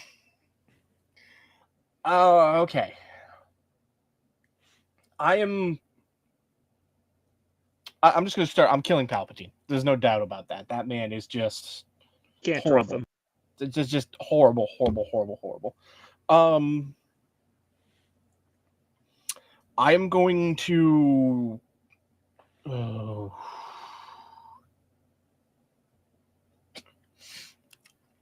I'm gonna marry Plagueis because, like Sean said, rich and close enough to death that I'm due to inherit very soon.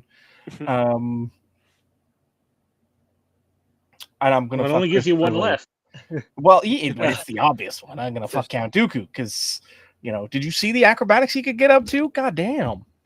Well, I mean, if you really think about this, we all had the same, or you and I had the same picks. We kill Palpatine because he murdered our spouse. There you go. And the spouse didn't know that we were getting it on with his apprentice, the Count. Yeah, with the guy we killed's apprentice. Yeah, look at Zach, you sick fuck. Don't forget that he is the count of an entire planet. So Sereno is not a poor place to live. Clone Wars didn't do a very good job of showing that, did it? No, but the books did. Dustin, it's to you. All right. Well, I'd marry Plagueis because he could, again, like you all said, rich, and he could teach me how to live forever.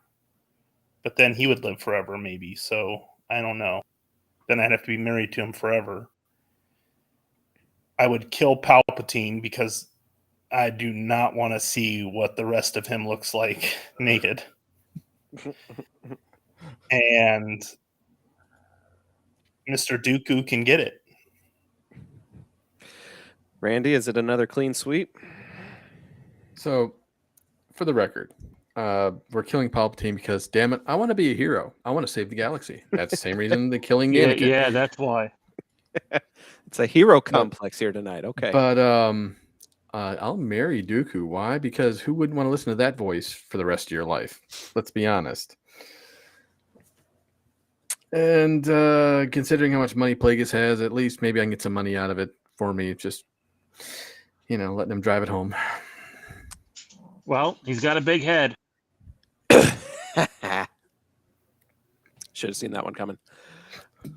Okay, we're gonna go a little bit different with this theme, and hopefully not as easy to make a clean sweep out of. These are all people of rank. That's the only thing they have in common. People of rank. Sean, your first option is Admiral Thrawn. You can pick whatever era you want, but your first option is Thrawn. Your second is Admiral Trench from the Clone Wars. And your third is Admiral Raddus from Rogue One. People of rank.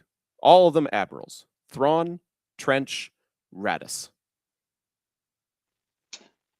I mean, Thrawn is like a top 2 or top 3 Star Wars character for me, so I'm marrying him.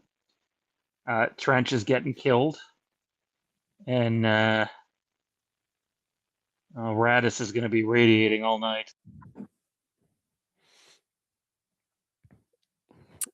Alrighty. Johnny? I mean, I don't want to just, be like, I concur, but like, I mean, Thrawn is Thrawn. He can keep me on my mental toes for the rest of our lives. It's a good thing. Trench is at no point in my life have I thought about fucking a bug, and that's not about to change tonight. So I'm gonna kill him like I do most bugs that I encounter. And I'm gonna fuck Radis, because what that mouth do? Okay. Dustin?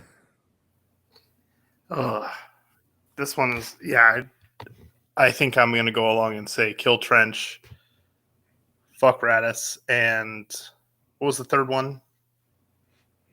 Thrawn, Thrawn, Trench, Radis. baby. Okay. Thrawn, yeah, how did I? And marry Thrawn. Marry Thrawn, I'll get to explore galaxies in other galaxies far, far away, and he's blue, so that'll be interesting. But yeah, no, I think I'm in line with the other two so far. Okay. Johnny, can I just say we are getting along way too much tonight for my liking. I mean, considering the game we're playing, is that really that surprising? I mean, I think we're all getting along during this game, which is a little alarming. You'll notice that despite hosting this thing, Zach has not volunteered any of his own answers. That's the benefits of it being my fucking game. I call it a cop-out. I call it fuck you. You agreed to this. Dustin, you're up. I Or just did went. Dustin already- I thought he just did. Did he go? I'm sorry. Yeah. Okay, so I don't want Randy's to repeat anything I just said. Once it's left the mouth, don't put it back in. So, so sitting here thinking about it, it's like, Trench really is a piece of shit. And you do pieces of shit, you kill him. That dude doesn't deserve to live. Too dangerous to be left alive, essentially. I mean, I could say the same thing with Thrawn, but you know what? At least Thrawn would show me some decency and respect, hopefully. So that's why I'd marry Thrawn. And, well, You would have a fantastic art collection. Very true. Very true. Well educated. Maybe I get some training on top of it. Hey, you never know. As far as Radis goes, yeah, sure. Why not? Go the fish route. Maybe it'll work. Who knows? New meaning to fish lips. Okay. Well, yeah. Okay. I have been informed that we're running short on time because we have other things we need to do. So I'm gonna skip some of the themed ones and go to the randos that ChatGPT provided because I think this is going to be a lot more interesting. What you were hoping for in the first place? Possibly. I probably should have started with this. I don't think there will be any more clean sweeps after this. Sean, your first random set is going to be Dexter Jetster, Barris Offee, and Jack Porkins.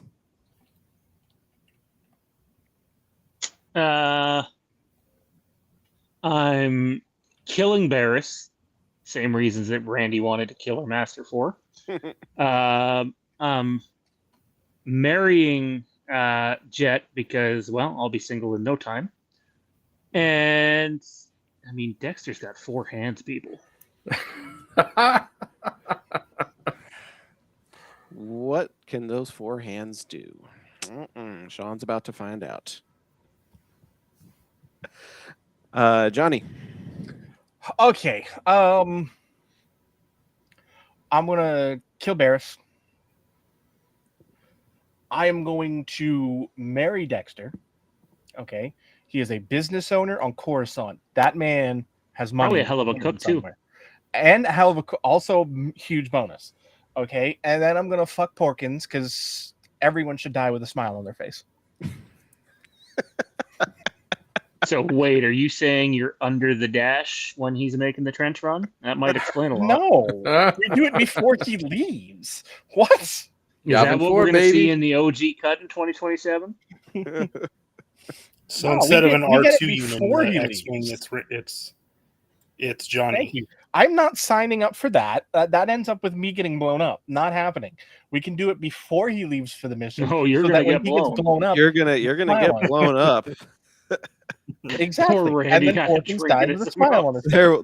There will definitely be an explosion. Oh,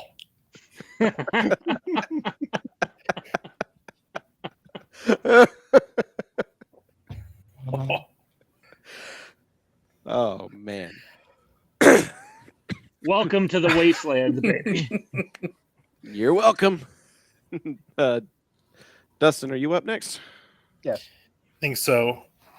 So Porkins would get it. We saw how he was handling that joystick of that X-wing fighter. So he knows what he's doing, and he's sweaty. Varys is an asshole, so fuck him. He's dying.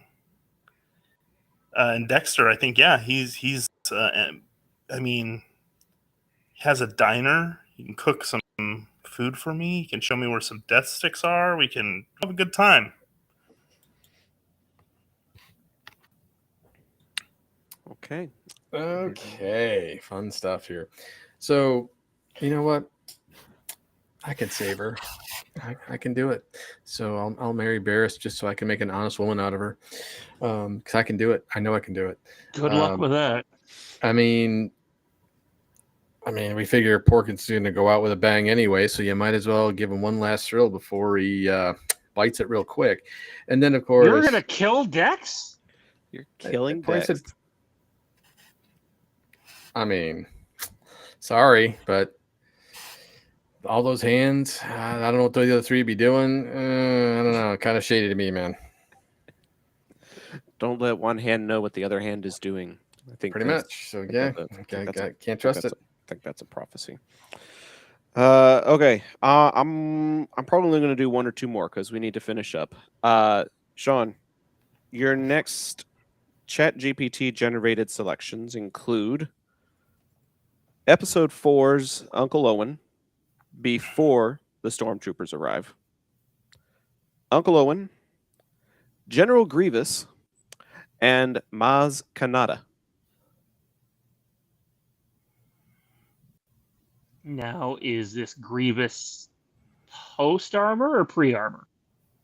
The only one that we ever see in the canon. I'm not counting YouTube AI videos. So the only one that we see is him as a cyborg.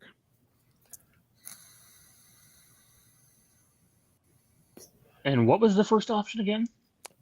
Episode 4, Uncle Owen before the stormtroopers arrive, General Grievous, and then Maz Kanata from episode 7. Okay, well, I'm going to kill Maz. Never really liked her anyway.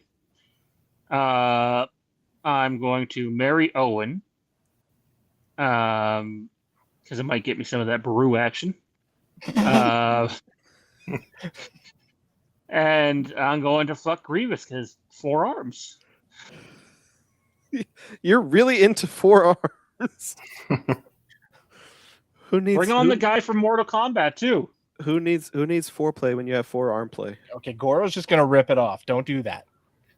And you think a cyborg like Grievous won't?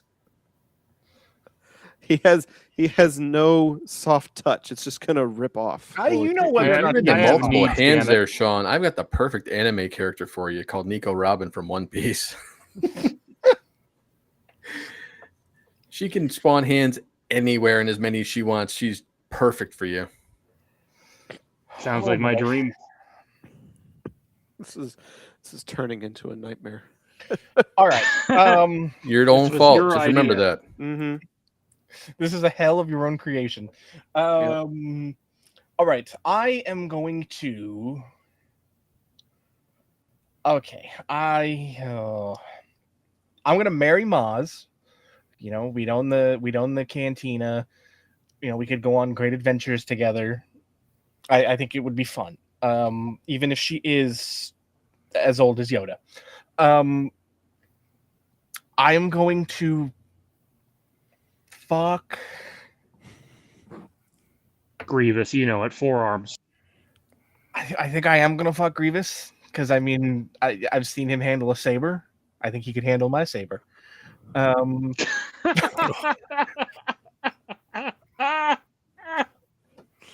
It would just be another one to add to his collection.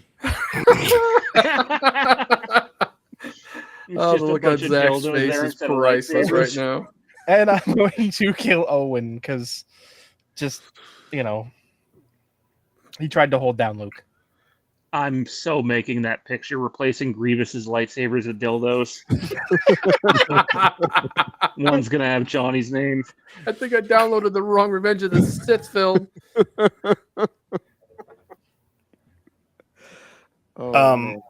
Depending what you're into, it might be Revenge of the Shit. Oh God! I think Channeling my inner Mondo. I think I would kill Maz, and before I did it, I would say I wasn't going to kill you, but that's a story for another time.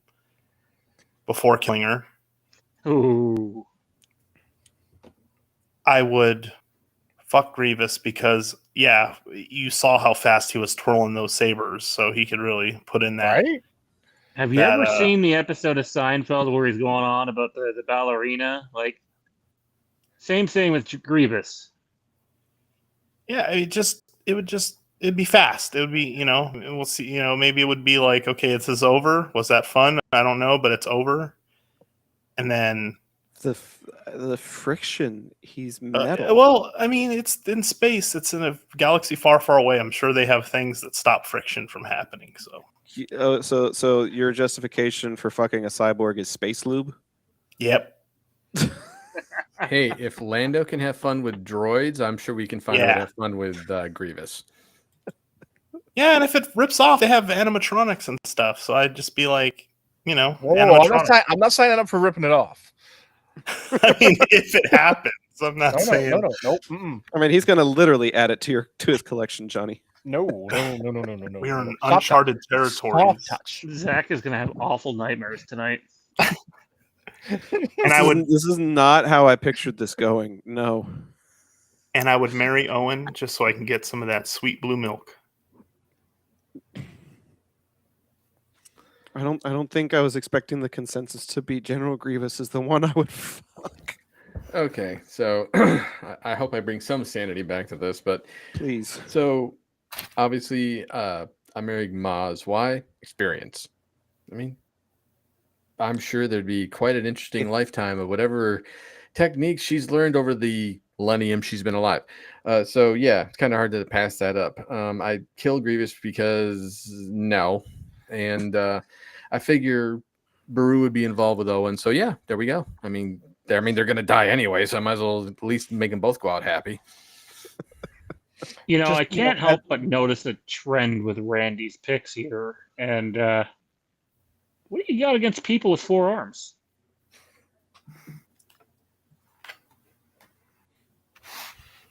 Really, that's your question?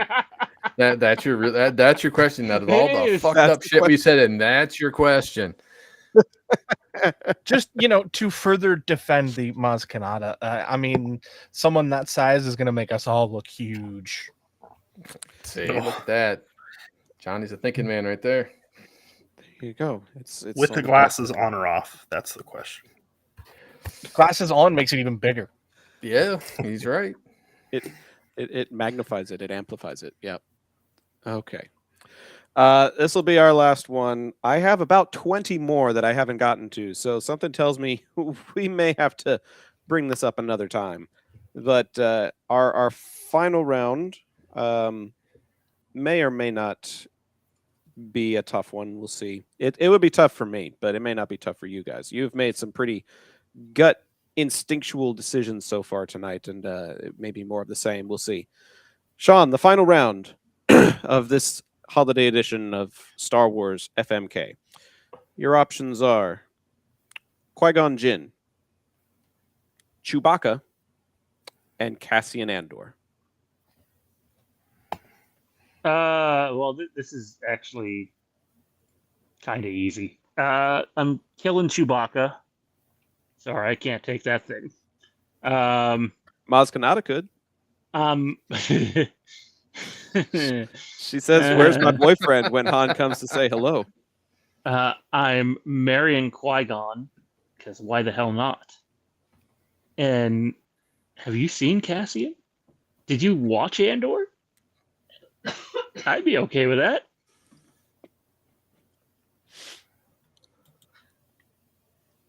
Okay. Johnny. I'm gonna marry Cassian. It's the James Dean principle. I always knew you liked things extra crispy. It's the James Dean principle. Live fast, die young, and leave a sexy corpse. That's Cassian Andor. I'm gonna fuck Qui-Gon. The only reason I'm not marrying him is because I know he can be a Force ghost, and I don't need to be dealing with Force ghost Qui-Gon for the rest of existence. I don't need that. Okay, I don't need him nagging me from beyond the grave. And I'm gonna kill Chewie because did you see what he did to 3PO's arms? What's he gonna do with my junk? You worried about Grievous ripping it off? I'm worried about Chewie ripping it off.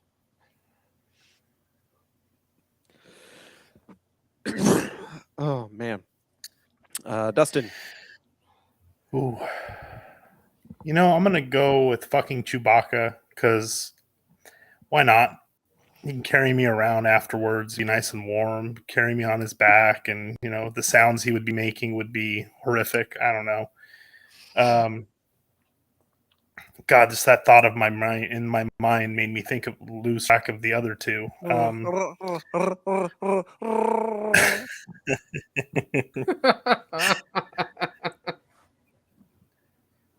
You had sex with the Wookiee, but you are not yet a furry. Who are the other two? I'm sorry. Qui-Gon and Cassian. And Cassian Andor. Marrying Cassian and killing Qui-Gon, so he could then ignore me in the afterlife when I'm asking for his help, just like he did with Obi-Wan. Damn. Wow, that's deep-seated issues there, huh? So, you know what?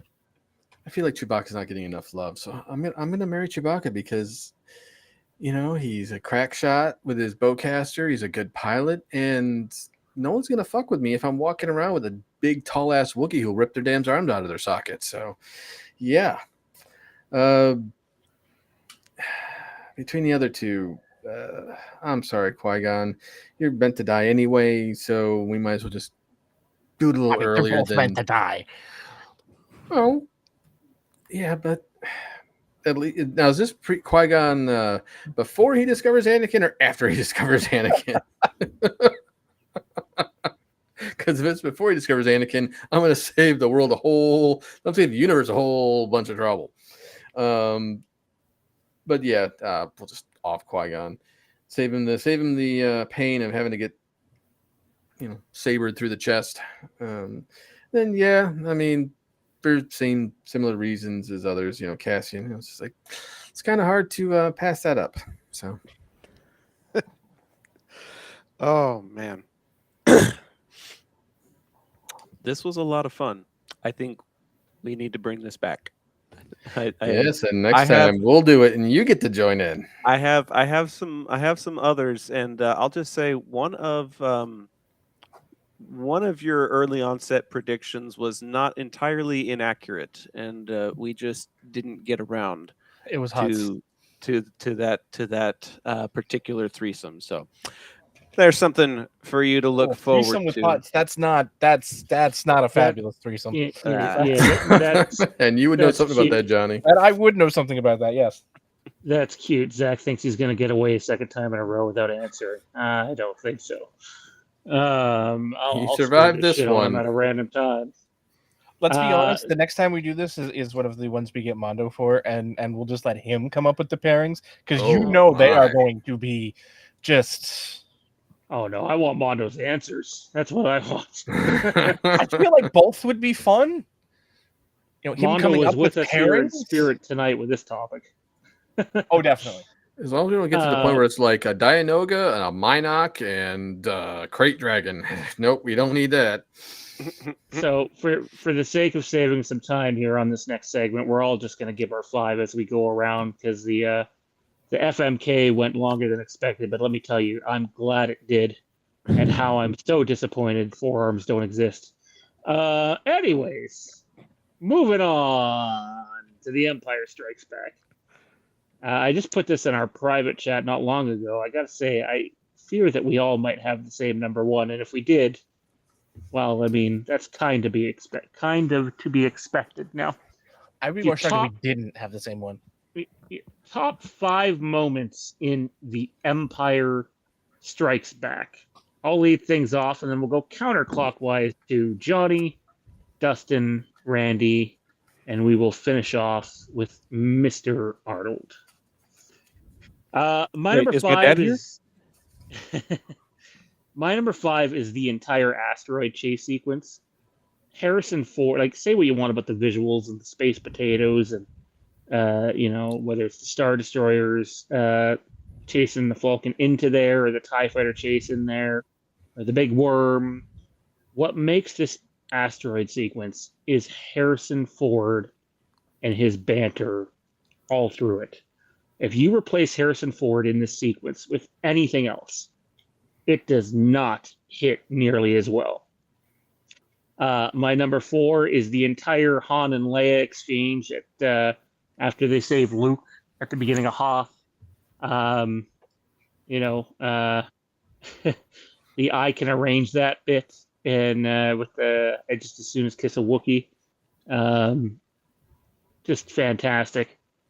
The Yoda sequence. Johnny and I had a teacher who very much liked to quote Yoda. He was a popular Yoda fan, and I think that man will hold a special place in our hearts for the rest of the time. But specifically, "that is why you fail" line after he raises the X-Wing and Luke's like, "Oh, I don't believe it." "That is why you fail" is fantastic. This one's a bit of a cheat, but I don't care. Number 2 is the entire Battle of Hoth. Underrated, intense, and guess what? They lost that battle too. I loved it. I thought it was great. Poor Dak. Dak should have been in the FMK segment. Dak post Walker step. And then I don't think necrophilia was on the docket for that. Sorry. Number 1, in my opinion, the single greatest moment in cinema history. "No, I am your father." Darth Vader confessing to Luke. I think our top 5 is literally the same, just in a slightly different order. My number 5 is the Hoth battle. For everything you said, the look, the visuals, the emotion, the moments, all those things. My number 4 is Yoda and Dagobah.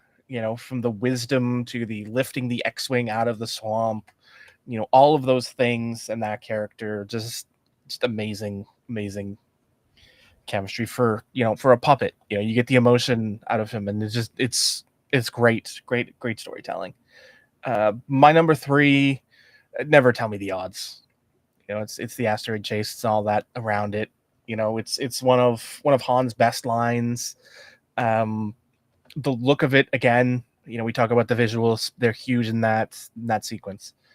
Number 2, Han and Leia. I love you. I know. I mean, come on. It's one of it. It's the most romantic moment in Star Wars, and it's the most quintessentially those characters in Star Wars.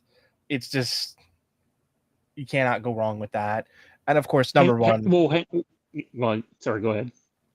Number 1, like you said, "No, I am your father." It's Vader. It's Luke. It's fighting in the reactor in Cloud City. Just all that. Do you guys know? Has everyone here heard the story of how they came up with Harrison Ford saying, "I know"? Wasn't it Harrison on set changing it? Kind of. I Well, vaguely remember the story. it was supposed to be "I Love You Too," and they did Yep. several takes like that, and it just didn't work. So they finally just allowed Harrison to improvise, and off the cuff during one of the takes, he just said, "I know," and they rolled with it.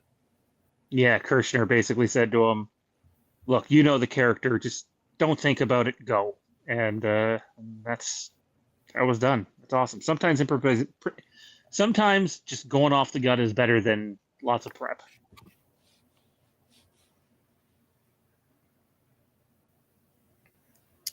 Dustin, that's you. Okay, so at 5, I actually have. It's going to be kind of weird, but the ending. I love how the movie ended, kind of on that cliffhanger of all of this stuff has happened. We don't know what's going to happen next. It's setting it up.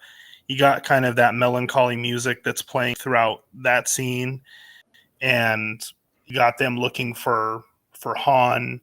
And it was kind of interesting because it was one of those movies where it was like it ended on a downer. You're like, wow, they're kind of beat, and they're now figuring out what are we going to do from here. And I thought that was a really cool way to end the movie, where it was like in your middle movie, have it be kind of like that Infinity War, where it's, wow, you come out and think, geez, that's kind of a downer. But the opportunity that it set up, whether you liked what they did or not, I still like that as number 5.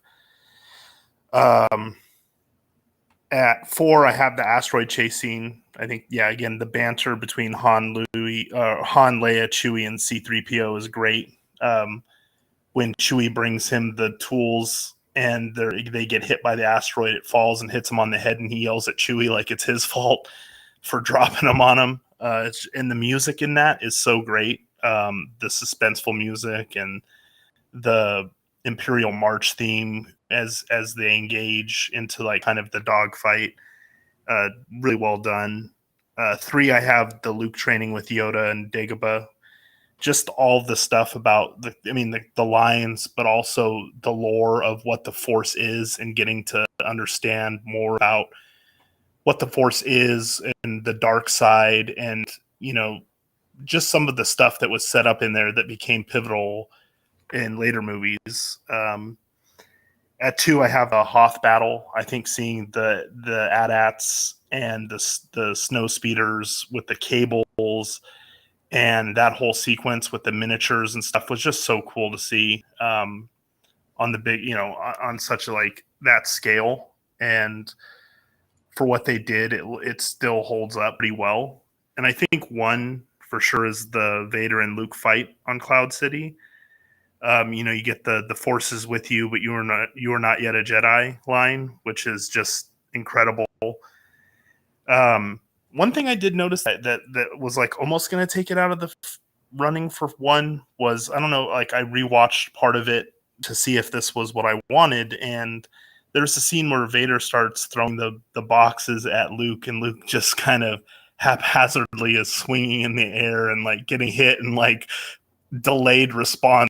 It's so over the top and bad that it, like, for a moment I was just kind of like, it took me out of it, but all of the rest of that is so damn good. In the choreography and the fighting, which was probably the best that had been at that point. So that's why I think it's number 1. Okay, so for my number 5, basically for me, it was our introduction to Yoda. So, and I titled this on my list here, Yoda being a little shit, because he literally was testing Luke from the off, and unless you picked up on it, it's one of those things where it's just pure comedy gold because of the way he's acting. I thought and as a kid, that was funny as shit for me. So that's why it's always stuck with me as one of my top moments. So that's number 5. Number 4 is the carbon freeze chamber duel, just because this is the time where we really finally get to see Luke and what the training he's accomplished. And it's really like that first duel you get to see with Vader and see how Vader reacts to his training. It's just very it's still like very iconic because he obviously, as we've known, even posters tend to have that duel from Empire Strikes Back on there as part of it. Number 3 is the asteroid field chase. The music, the look of it, just the overall banter, it just makes it very iconic. Try racing down the interstate while having that music playing in your car. Adds a whole new wrinkle to when you're driving the interstate, let me tell you. Number 2, the Battle of Hoth. It's just a great set piece. The music is iconic for that. Just that first time you really get to see the rebels get their ass handed to them, to give you that feeling of this movie of like, oh shit, what's about to happen. But also because it's iconic, think about all the video games that revisited that you got to play in, whether it be Shadows of the Empire or even in the arcade. Like that particular, that's one thing I've always enjoyed in any game I've ever played. If I get to do the Battle of Hoth, it's awesome. And of course, number 1 is always going to be No, I Am Your Father, just because people get it wrong that don't really pay attention to it. But also it is the quintessential line that if anybody that tries to imitate it in some way, shape, or form through any type of series in pop culture. So, and there you go. That's my number 1. I I had a suspicion that there would be a lot of things that kind of make the podium for everybody, and I'm glad to know that I'm not entirely alone in that suspicion. In fact, Sean, I think yours and my top 3 are identical, but I'm going to go through them anyway. At my number 5, this is one that has not been mentioned, and I noticed as everybody was talking that everything in my 5 has to do with either failure or betrayal.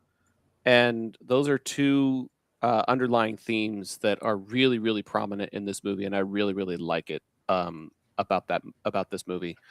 Number 5 is having tea with Darth Vader. There's just something about you thinking that there's finally a chance to breathe, finally a chance to relax, to take the edge off in this movie.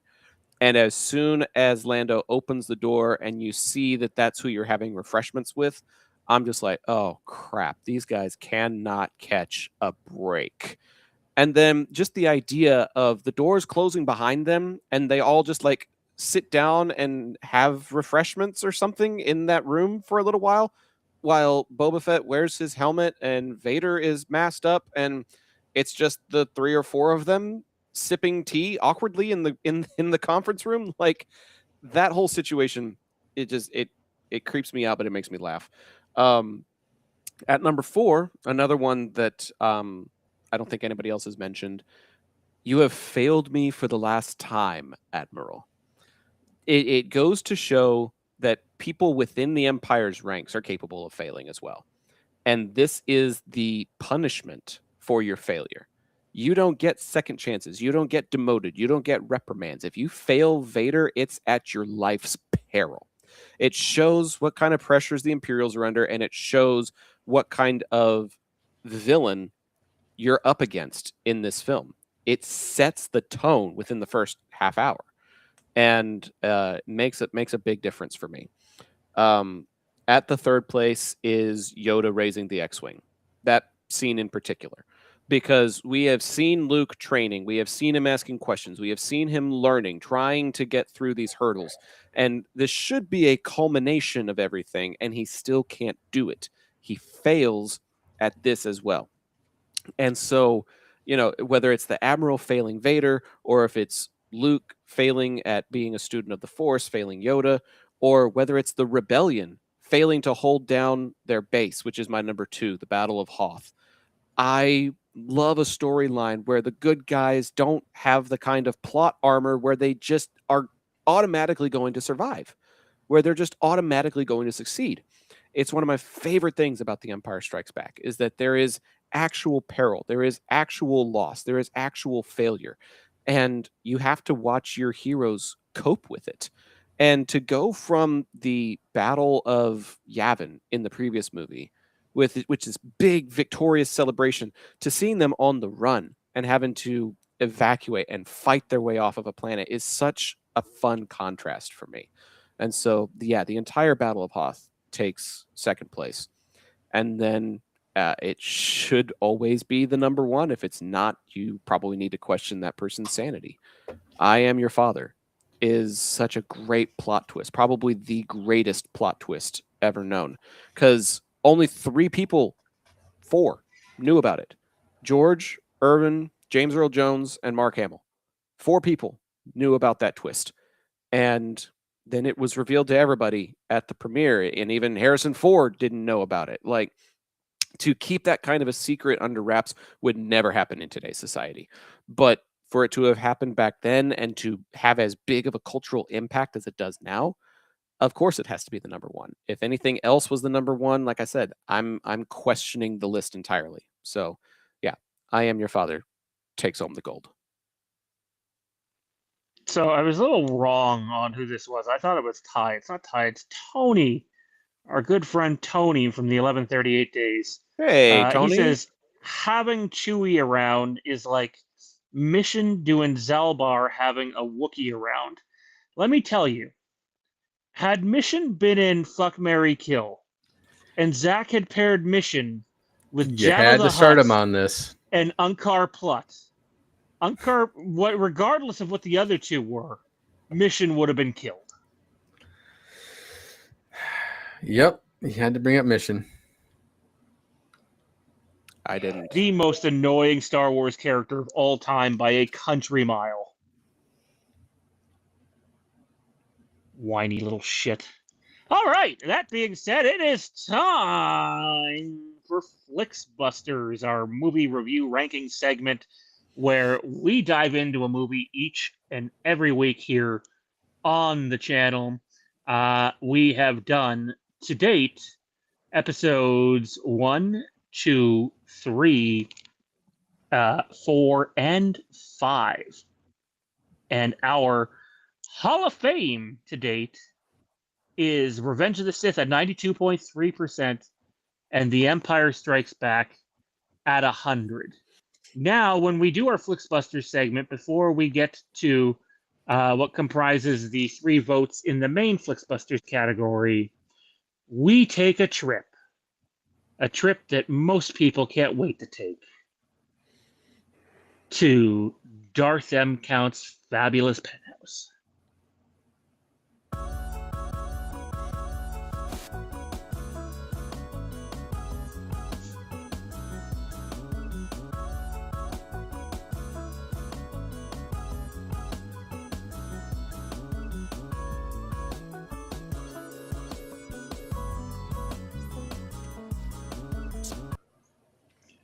All right, Johnny and Dustin. That's right, Johnny's got another guest in that penthouse today, and it's Dustin. Walk us through your scores for Return of the Jedi, starting with our guest, Dustin. Sorry, I'm just pulling it up. It's on the screen, mate. Oh, yep. Sorry. So, for me, writing, I think being at a 15, I think there was some really good moments in this, but I think there was some lapses and some judgment in some areas. I do think that I like what they tried to set up with Luke and Darth Vader and that ending scene, the end sequence in Luke redeeming his dad and bringing him back. But I do think some of the stuff with the Ewoks kind of drags the movie a little bit. So that's why I have for the writing 15.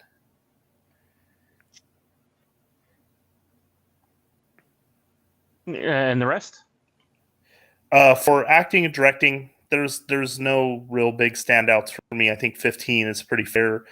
I do think Luke got better, or I think the acting in Mark Hamill did a good job. I far liked him. I liked him better in Empire Strikes Back and Return of the Jedi, especially some of the emotional scenes that he's in with his father and stuff like that. But I think the other performances are just okay. There's nothing that I'm like, okay, this stands out as being pretty bad.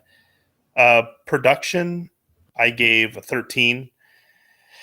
I do think that some of the set pieces are really good, but I think some of the costume design wasn't as strong as I would have liked, and I think some of the stuff with the Ewoks, the costumes and such, didn't look super great. But I still think even like some of the stop motion stuff they did, or the miniature models, was really well done. So that one I was kind of on the fence about. Sound, I gave a 15, kind of just the average score. I do think Empire has the better music. I just didn't find particularly, except the end sequence credits or the music in that, to be really anything special. Enjoyment, I have a 17. I know this is higher than the others because I just have nostalgia for this movie. As much as some of the stuff with the Ewoks kind of, to me, takes me out of the movie of what's happening from the beginning to the end, that middle section, I do like what they've set up. I think I love most what they did with Luke and his father, and that story arc in redeeming that. Having Luke be able to save his father and have Luke kill, or have Vader kill Palpatine and return to the Force, and seeing his father's Force ghost with Yoda and Obi-Wan Kenobi. I think this movie I think it's one of the first ones that I'd actually seen before I had seen 4 and 5. So that's why I think I like this movie still overall. But as I was younger, as I've gotten older and I've watched it, I've kind of had some of that wear off, and I see some of the silliness in it now, and I can see more. It used to be one of my favorite movies, and so that's why I kind of give it, a 74. I still like it. It's still probably my third favorite Star Wars movie, but yeah, I think it's definitely the weakest of the three, but I still have an affinity. I still really love it. Mr. Fabulous Threesome, walk us through your scores, man. Well, this one is a bit higher than episode 4 was, because looking back on it, I was a little harsh on that one. And as we've gotten further, I've gotten a bit more. A little? Well, a little. It's accurate. But it's. I think the writing is a 16. Like Dustin said, there are definitely parts that kind of weigh down. Like a lot of the Ewok stuff kind of drags it down. The acting and directing, there's no real inherently bad performances. I think for me personally, you kind of see a little bit of that. I don't want to say ambivalence, but you can see a little bit of that. I don't really want to be doing this in Harrison Ford at certain points, and it kind of takes a few points off there. Production sound, I don't need to say anything about that. It's still it's still Lucas, it's still John. Those are things they're great at. The speeder scenes in the forests, it's all amazing stuff. And enjoyment is a solid 16. It's not super great, it's not super bad, but it's enjoyable. So it comes in at the 16. Alrighty, so there you have it. Johnny at a total of 87. And we have Dustin at 74. Let's move on to Randy. What do you got for us, Randy? Well, as we all know, this is in my top 3. So, and it's, even though as a kid it would have been my number 1, but as we know, as you get older, you realize Empire really is the superior film. But given that this was in the top 3, given that this is also very close in terms of Revenge of the Sith in terms of ranking, the writing and the story, I always enjoyed it. I obviously, as I get older, I understand that there are some issues here and there. I never minded the Ewoks. I always enjoyed the little details thrown in there, knowing that they were a meat-eating tribe. That was always a fun part, especially when you see all the helmets at the end during their celebration. And of course, the age-old question: how did they have a dress that fit Leia? I wonder why. How'd that happen? Anyway, acting and directing, I thought they was fine. It was good. I mean, there was a lot of good like Harrison Ford had, even though we know this is the one where he wanted to die, it was, I thought he did a great job. I thought Carrie Fisher really shined in this as well. Obviously, for Mark Hamill wasn't as strong as Empire Strikes Back, but still fairly decent performance. The droids are the droids. I don't think that's one thing that has always been like a mainstay in just about any Star Wars movie, is the droids always knew how to steal the scene when needed. As for his production and quality, for the time, the special effects were absolutely amazing. Between whether it be, I think, was it blue screen back then, or did they finally start using green? I couldn't remember, because I know that's one of the reasons they changed Luke's lightsaber, is because the blue one just clashed with what they were doing. Part of it being obviously also being in Tunisia for when they're doing Tatooine stuff. But I thought that was just all around was great. The speeder bike, the way they did the speeder bike stuff was awesome. I love that. And obviously the space battles have always been top notch. Obviously, the Battle above Endor is one of the best space battles I've seen in a Star Wars movie. Sound design and score, I mean, it's Star Wars. It is hard to not put these at high scores, because the sound design has always been top notch. The music is always top notch. You just can't go wrong with a Star Wars score and the sound effects. As for enjoyment factor, I'm gonna, makes me feel like a kid again. For me, Return of the Jedi was always on replay during Christmas, especially the nights I couldn't sleep. I would go out into the living room, pop in my VHS of Return of the Jedi and watch it, rewind, watch it, and sometimes just pass out while watching it just because. So it's that time of season for me that I'll probably start watching this a little bit more just for that reason. So that's why my enjoyment factor is also a 20. Giving Randy a total of 90%. And ladies and gentlemen, that 90% is on the track to be Hall of Fame worthy. So let's see if it gets there. All right, moving on to the man behind Zach Arnold Productions, Zach himself. Oh, that is the wrong picture. My apologies. Good grief. All right. Nope, that's the wrong picture again. Good grief. There we go. Yep. And Why? Oh, Why? I was starting to like you. And there goes the Hall of Fame possibilities. Out of the 3, I find this one to be the weakest and least enjoyable. Out of the entire saga, I have this one ranked 8th out of 11. I have very rarely found much to be redeeming of this story outside of Leia for the first half hour. I do not care for the way that the story went. I know that the actors made the most of what they had, which is why they have one of the highest ratings. And I know that John Williams always knocks it out of the park. And then the sounds of things like the fighters and the speeders and things like that, they're all fantastic as well.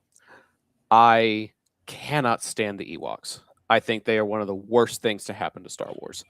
I do not like them. I have never liked them. I have never understood why they are part of the conclusion of an epic space opera trilogy like what we've got here. You have all this momentum built up by Empire Strikes Back, and then it falls on its face because of things like the Ewoks, because of how quickly and suddenly Vader seems to turn in the second half of the film. Don't get me wrong, I appreciate that he does it. I think it's great for his character. I think it should have been foreshadowed more. It should have been alluded to more. So, yeah, I think it suffers from below average writing. I think it suffers from poor production quality and poor budget because, as I understand it, the original intent was to have Wookiees on this forest planet, but they didn't have enough money for the hiring of tall people and the creation of tall people costumes. And so they went with what was cheaper and what was more affordable. They hired a bunch of kids and a bunch of little people because teddy bear costumes were cheaper than Wookiee costumes. And it fucking sucks. So, production quality gets something right down the middle because you can have great action sequences above the Death Star, and then you cut to teddy bears fighting with stormtroopers, and it's ridiculous. So, no, this one's not getting inducted into the Hall of Fame if I have anything to say about it. My enjoyment factor is slightly above average. I will pick it over other things if I'm channel surfing. I'll be like, oh, okay, it's Star Wars. I'll put that on. But if I have to choose between almost anything else in the Star Wars universe, I'm only picking Return of the Jedi over Solo, Rise of Skywalker, and The Last Jedi. If I have the option for any of the others in the saga, I'm picking that one before this. So, yep. Sorry. It's a 65. Well then, 65%. And for my scorecard, would you look at that? Oh, hell yeah. Zach and I had absolutely Fuck you no both. correspondence before coming up with our scores either. Did not collaborate, did not coordinate, none of that. Oh, sorry. So I'm not going to talk about my scores. They're there on the screen for the visually impaired. I'm sorry. But I will tell you this. Well, I don't know if I said it, but yeah, I have 65% too. Gary Kurtz, the late Gary Kurtz, said it best. And it's why he had nothing to do with this project, by the way. Producer on A New Hope and Empire, but not Return of the Jedi. He disagreed heavily with George Lucas on the direction of the story and the path that he was taking. And he's well known for saying, at this point, by this point, because of everything George is going through in his personal life, how, the stress of the first two movies. A lot of people don't realize George Lucas and Irvin Kershner butted heads a ton on Empire. Irvin Kershner, in my opinion, directed the greatest movie of all time. So everyone who praises George as if he can do no wrong, I heavily disagree with. But Gary Kurtz said, at this point, George Lucas was more worried about toy sales and branding than writing a good movie. And it shows. Return of the Jedi is not only the worst of the original trilogy films, there is no prequel film that is worse than Return of the Jedi. I would also take Rogue One and arguably Solo over Return of the Jedi, along with The Force Awakens. Return of the Jedi is a solid 9th place film out of 11 films for me. I think it's a miss. There's not a lot to redeem here. And in terms of the production, I almost wonder if my score should be 63 and Zach had the right idea with 10. You look at what they did with Star Wars and Empire Strikes Back, they continued to push the envelope. Star Wars was the introduction. Empire was the next step forward. The most sets ever on a movie in history at that point, by the way. And we go to Return of the Jedi, and you choose to go back to Tatooine, where you just go to somewhere sandy, and a forest in Los Angeles, or somewhere in California. It was fucking lazy. Why did he hire Richard Marquand? So that he can control him. Richard Marquand was a yes man. George Lucas essentially directed Return of the Jedi. And it shows. So, there you have. Oh, that's the wrong thing. My apologies. The overall score for Return of the Jedi is 73.3% on the Flix Busters rating chart. I am terribly sorry, Randy, so I will give you this opportunity to give you our thoughts on our scores before closing out the show. Well, all I'm going to say is I saved it from being a bust. That's fair. Zach and I were above the bust meter. We You would have were- had to we really had- not like it. Yeah, 60, anything below 60 is a bust. So I don't think it because we both had it at 65. I think the I can think only of a lot of worse movies than Return of the Jedi. I think the only bust I have, Solo is right at 60, spoiler alert, and then the other two beneath it are the only ones that I would classify as a bust. So there's very little in the galaxy far, far away that I would consider a complete and absolute bust. But I think in most areas, Jedi was a swing and a miss for me. Now, there are people in the comments that say that they have a lot of emotional attachment to certain elements of that. And Randy, you said the same, that there's a childhood nostalgia attached to it. And that's great. Like, Tony says that my son's mom loved the Ewoks. It was her favorite part of the movies and the animated series. There's emotional attachment to certain components of the galaxy far, far away. That's awesome. I just unfortunately didn't have that for this film. I would take Jar Jar 10 out of 10 times over Ewoks if given the choice between the two. And that's because I have sentiment towards Jar Jar the way Tony does towards Ewoks. So at the end of the day, a lot of it can be very subjective. And that's why South Park hits on Remember Berries when it came to the sequel trilogy. Because that's what a lot of that was fan service, even though there's good movies in there. But with the exception of Rise of Skywalker. But I'm sure we'll get there at some point. We'll see how that pans out. Indeed, we will in about 3 weeks' time. Alrighty. That is going to do it for us tonight. Big thank you to our channel sponsors, Ryan over at Colleague Nation, Jesse at Jesse Storytime Spectacular, and Jason over at Backtrack Cinema, as well as Dustin, who stayed for the entire 2.5-hour episode here. Thanks for doing that, man. Thanks for doing what you do. Big thank you to our patrons. Patreon link still hasn't changed yet because we're not ready to really relaunch in our new reformatting. I'm also not sure Patreon's going to happen tomorrow. I know we're only halfway through our Kenobi Watch series. It just depends what's going on my end. So I'll get together with Randy and Johnny and we will figure things out. But thank you to everybody who supports us over there.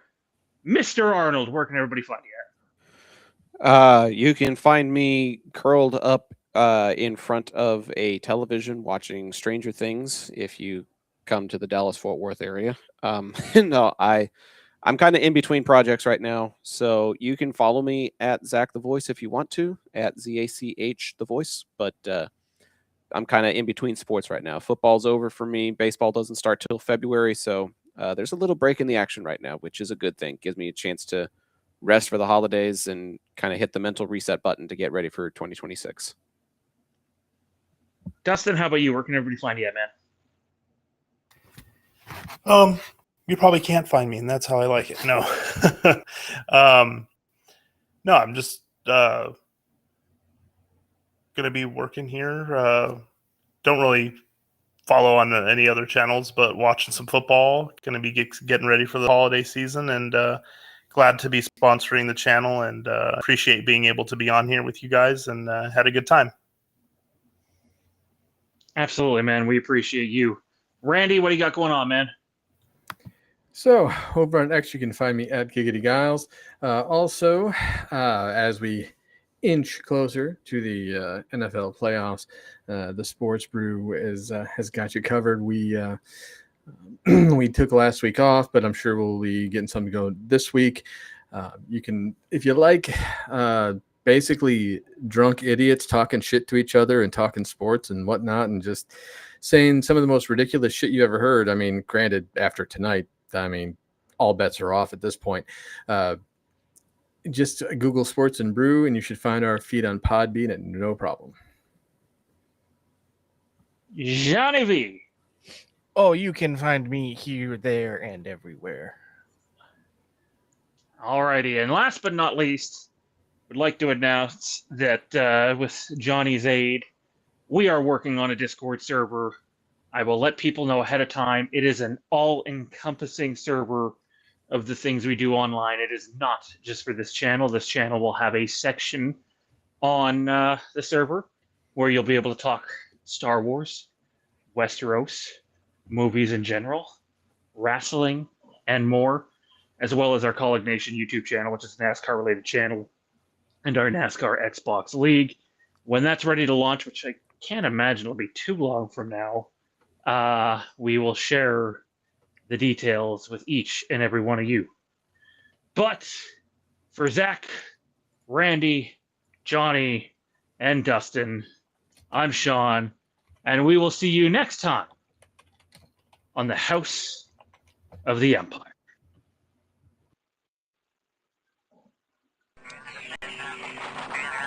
You're listening to the Empire Network.